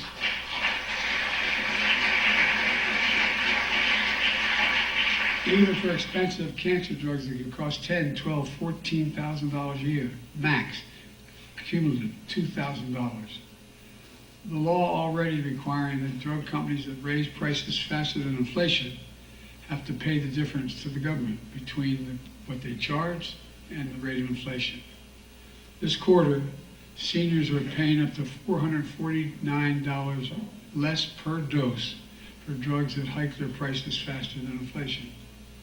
In addition to the law, my administration is cracking down on junk health insurance plans that look like they're inexpensive but too often stick consumers with big hidden fees. No one likes to be taken advantage of. We're also cracking down on surprise medical bills. You've all heard of the stories of people who choose the hospital that's in their insurance network, then get a surprise bill of thousands of dollars because the hospital assigned an anesthesiologist, for example, who wasn't in their network. Well, not anymore. Preventing 1 million surprise medical bills every single month when we have changed this law. Low prescription drug costs is part of a much broader vision for the country. Growing the economy from the middle out and the bottom up, not from the top down. Because when the middle class does well, everyone does well. I'm a capitalist. If you make $1 billion, fine. Just pay a little bit in taxes. Everyone does well when we do it this way. The Financial Times and the Wall Street Journal, I don't think they meant it as a compliment originally. They started referring to my economic policies as Bidenomics. Well, guess what? It's working. Really, really, really matters. And one more thing. Every American expects FEMA will show up. And when they're in the middle of a disaster, and I'm calling on Congress to make sure you're able and have the funds to be able to continue to show up and meet the needs of the American people to deal with immediate crises that we're facing right now, as well as the long-term commitments that we have to make to finish the job in Maui and elsewhere. Showing up for the moment to save the lives is critically important, but that's just the beginning. Just the beginning. And some of this is going to take months and years to make sure we restore the people to the circumstances they were before this disaster hit. And as I said, and to the people of Florida and throughout the Southeast, I'm here to make clear that our nation has your back, and we are not going to, we're not going to walk away. We're not going to give up. We're not going to slow down. And again, we're in a situation where, how can I say it? some of my colleagues, my former colleagues in the Senate and people I work with every day in the United States Senate think that this disaster relief money we're asking to continue to finish the job so far and have enough money to continue to work to save the American people, their lives, their homes, their well-being, is somehow, I don't know, not needed, or I'm not even sure what their thinking is. But we need this money done. We need this disaster relief request met. We need to do it in September. We can't wait. But you know, the very idea of the United States of America, it goes back into something that many of us heard as children and didn't really understand. All for one and one for all. What that means is that when any state in the United States, in the Union, any state of the Union that has a catastrophe is not left alone to try to deal with that catastrophe, the other states, through the federal government and the taxes that they and the revenue that they generate, use revenue to help that one that's hurting. Do you understand? So that all of the United States live well and fare well. What did the Constitution say? Not just in order to form a more perfect union, but to ensure domestic tranquility and to the welfare of, to fare well. Do you understand? To not panic because of a catastrophe that hit, because the rest of the states got your back. Do you understand? That idea is a wonderful idea. Like a family. You run a country like you do your household. If one room in the house get burnt, you don't say, well, we're going to just get rid of that. No, we're going to remodel and repair. Do you understand? If a member in the family gets sick, then everybody, let's get together and make sure that that member going to be all right. Do you understand? Did you learn nothing from growing up here? And watching how it was designed to work? It don't always work the way it was designed because people won't let it. Because you always had people subtly trying to destroy it.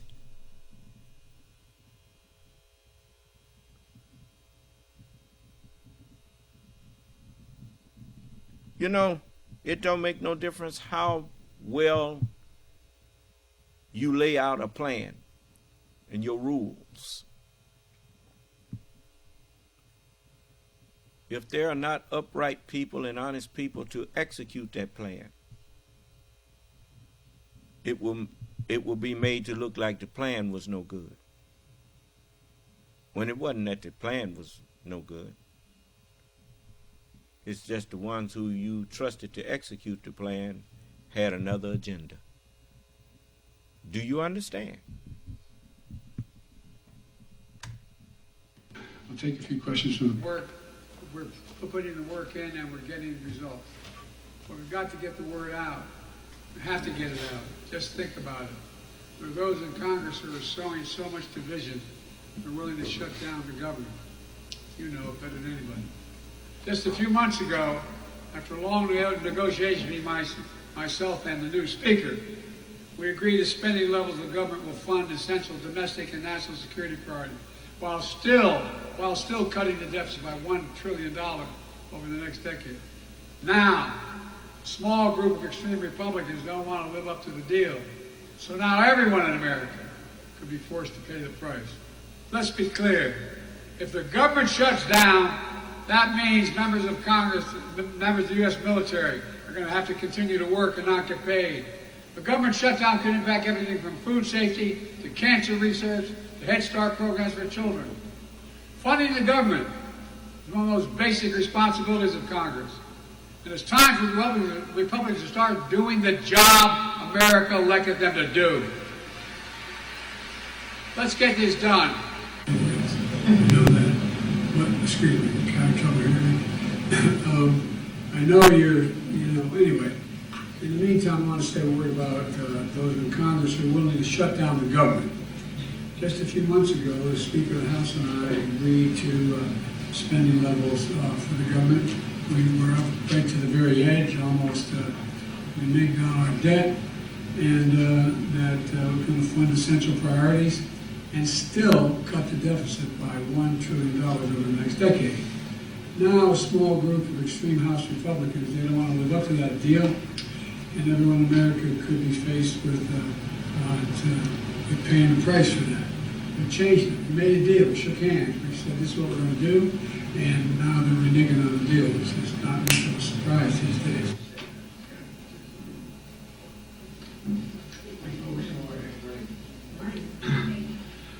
Well, I guess we're actually taking the afternoon. Last night, Congress passed the spending bill that's going to keep the government open. And it's good news for the American people because the government will not shut down and a needless crisis will have been averted, saving millions of Americans needless pain. And that means more than 1,300,000 of our troops will continue to get paid and their families will be cared for. Tens of thousands of air traffic controllers and transportation security officers are going to stay in the job, get paid, preventing unnecessary delays at airports all across America.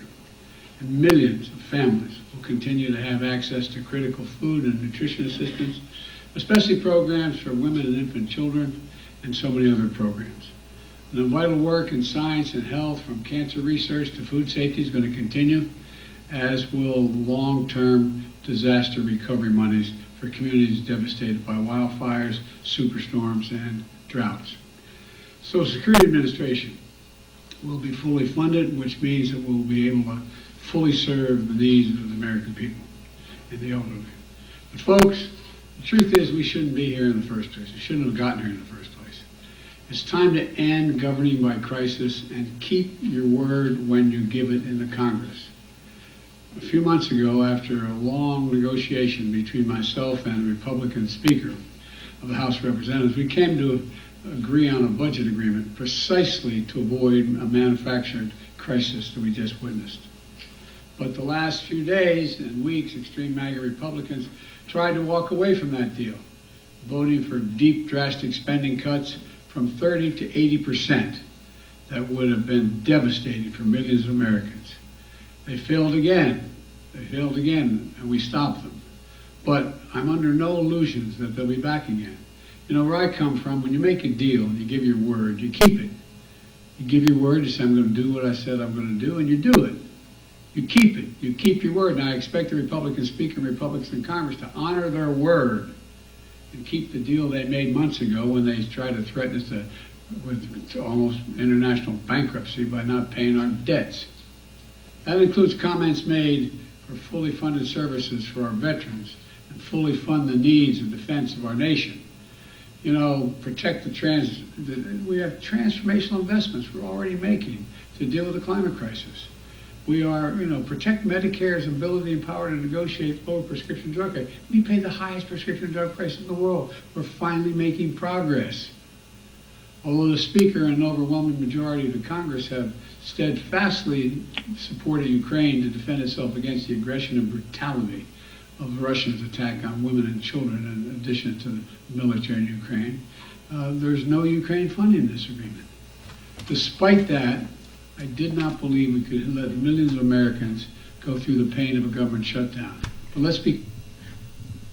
It's something that I meant to say to the European Union and to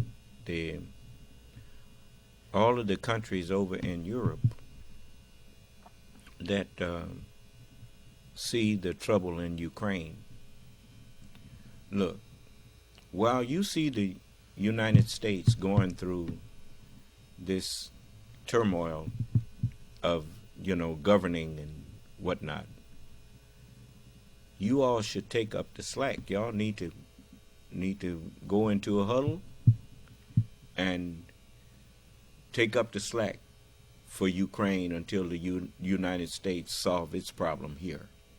But don't let Ukraine fall. You should just go ahead and suck it up and handle the business.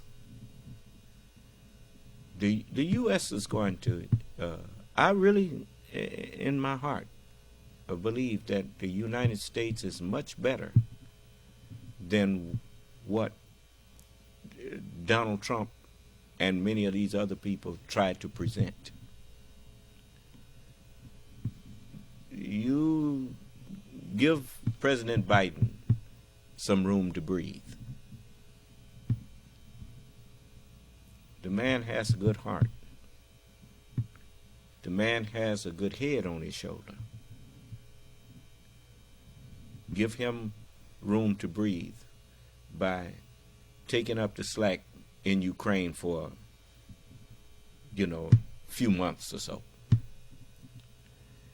Help Ukraine stand. And the benefits of helping them far outweighs any little inconvenience that you may feel from that.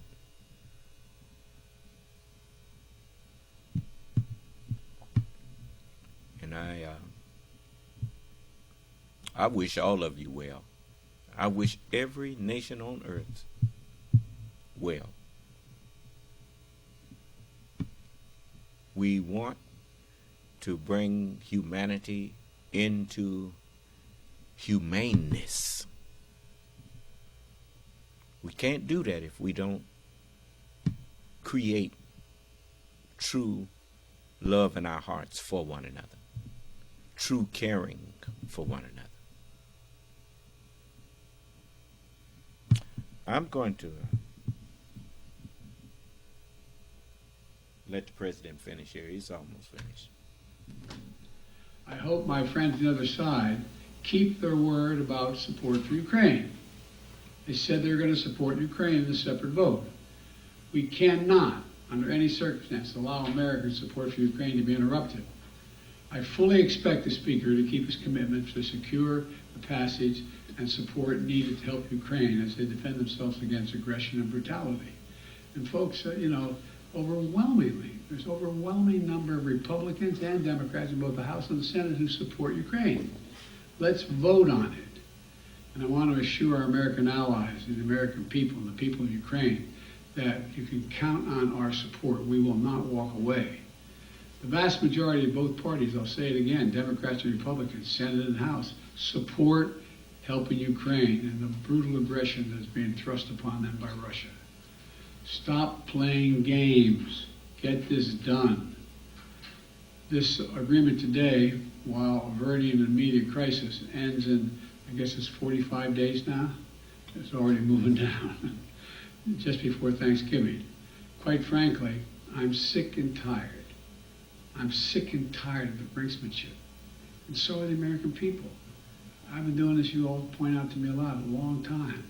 I've never quite seen a Republican Congress or any Congress act like this. This spring, MAGA Republicans brought us to the brink, threatening to fall on America's debt for the first time in over 200 years. And it would have caused a gigantic world crisis in both at home and abroad. But we reached an agreement. We shook hands. Said, here's the deal. Well, now this fall, the MAGA extremists once again have brought us to the brink, this time to a government shutdown, and going back on the deal they made months ago, not keeping their word. Enough is enough is enough. This is not that complicated. The brinkmanship has to end, and there shouldn't be another crisis. There's no excuse for another crisis.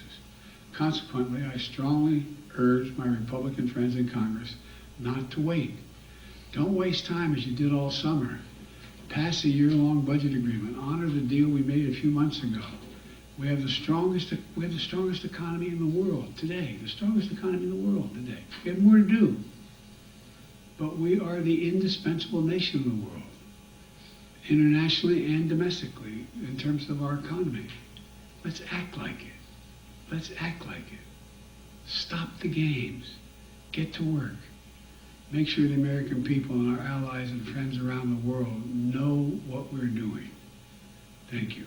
Mr. President, Speaker McCarthy's speakership is now at risk. Should Democrats vote to help him keep that job? I don't have a vote on that matter. I'll leave that to the leadership of the House and the Senate. Mr. President, what are your words to U.S. allies and in particular Zelensky on continued funding? You notice he said he don't have a word in that. The separation of powers. One, you seen Donald Trump, he wanted to run the Senate, he wanted to run the House, he wanted to run the Supreme Court. He wanted to do everything but the job of president. He didn't want to be no president, he wanted to be a king. Do you understand? As he said, he didn't take no oath to support the Constitution. He took the oath, what he wanted to add to that was he wanted the Constitution to support him. Do you understand? And if it don't support him, he want to set it aside. Okay. You see, he was flushing papers down the toilet and all that kind of stuff. That man don't care nothing about you. So I'm on. It's a couple of more minutes here for President Biden to ask them questions. Great. How can you reassure them? I can reassure them. Look at me. We're going to get it done. I can't believe those who voted for supporting Ukraine, overwhelming majority in the House and Senate, Democrat and Republican, will, for pure political reasons, let more people die needlessly in Ukraine. And Mr. President, a follow-up on Ukraine, what is your sense of when the current U.S. funding might run out, and how much urgency is there? What's the timeline in the next couple of weeks or months? We have time, not much time, and there's this overwhelming sense of urgency. Mr. President, are you going to be able to trust Speaker McCarthy when the next deal comes around? We just made one about Ukraine, so we'll find out. But are you worried that he is going to be forced by fellow Republicans to back away from any deal he cuts with you? I hope this experience for the Speaker has been one of personal revelation. I'm not being facetious.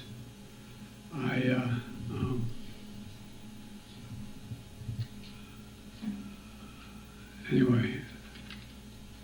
Are you concerned about America's reputation on the world stage, given the level of brinksmanship we've seen this year? Based on the mega Republican report, yes. Based on what my administration is doing, no. Thank you. All presidents that are presidents are always concerned about America's reputation.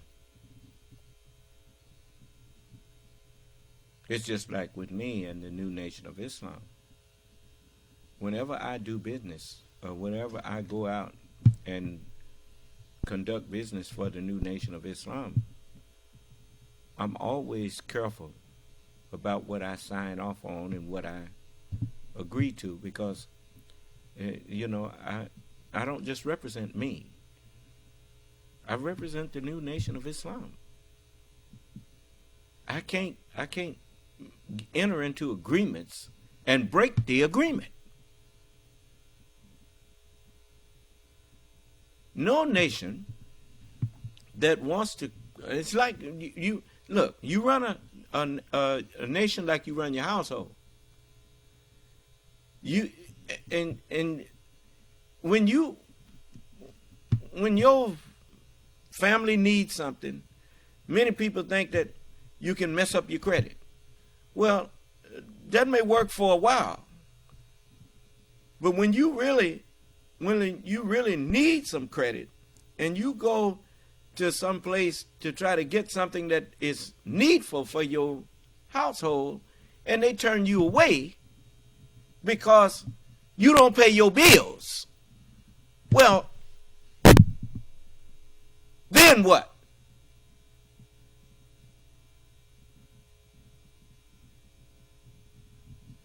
No. You know, I want people to say, well, it's for the Muhammad's temple, it's for New Nation of Islam. Yeah, give it to them. That's what I want. Some of you know, you go places and you tell them I sent you, and they give it to you. Because they know I'm not no deadbeat. We are not a deadbeat nation. We are a baby nation. We are we are not mature. But on the way to maturity, we are not making enemies. We are building bridges.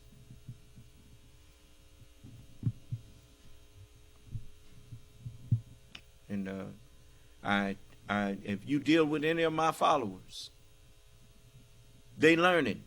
Remember, I got them after you messed them up. So I'm teaching them like my teacher taught me. The Honorable Elijah Muhammad taught me. If you ain't going to pay the bill, don't make the bill. If you give a person your word must mean something. Your word must be your bond. Because it sticks you to whatever you gave it on. And you ain't free until you fulfill your word.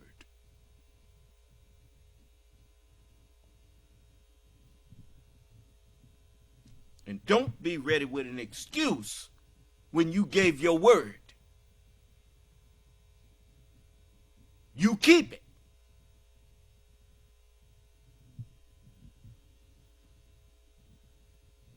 So that's what determines what kind of man you are. Thank you, Mr. President.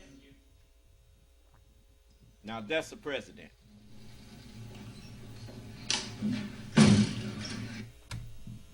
Now you just saw an example Today, I'd like to, of a real president. The voice. You see?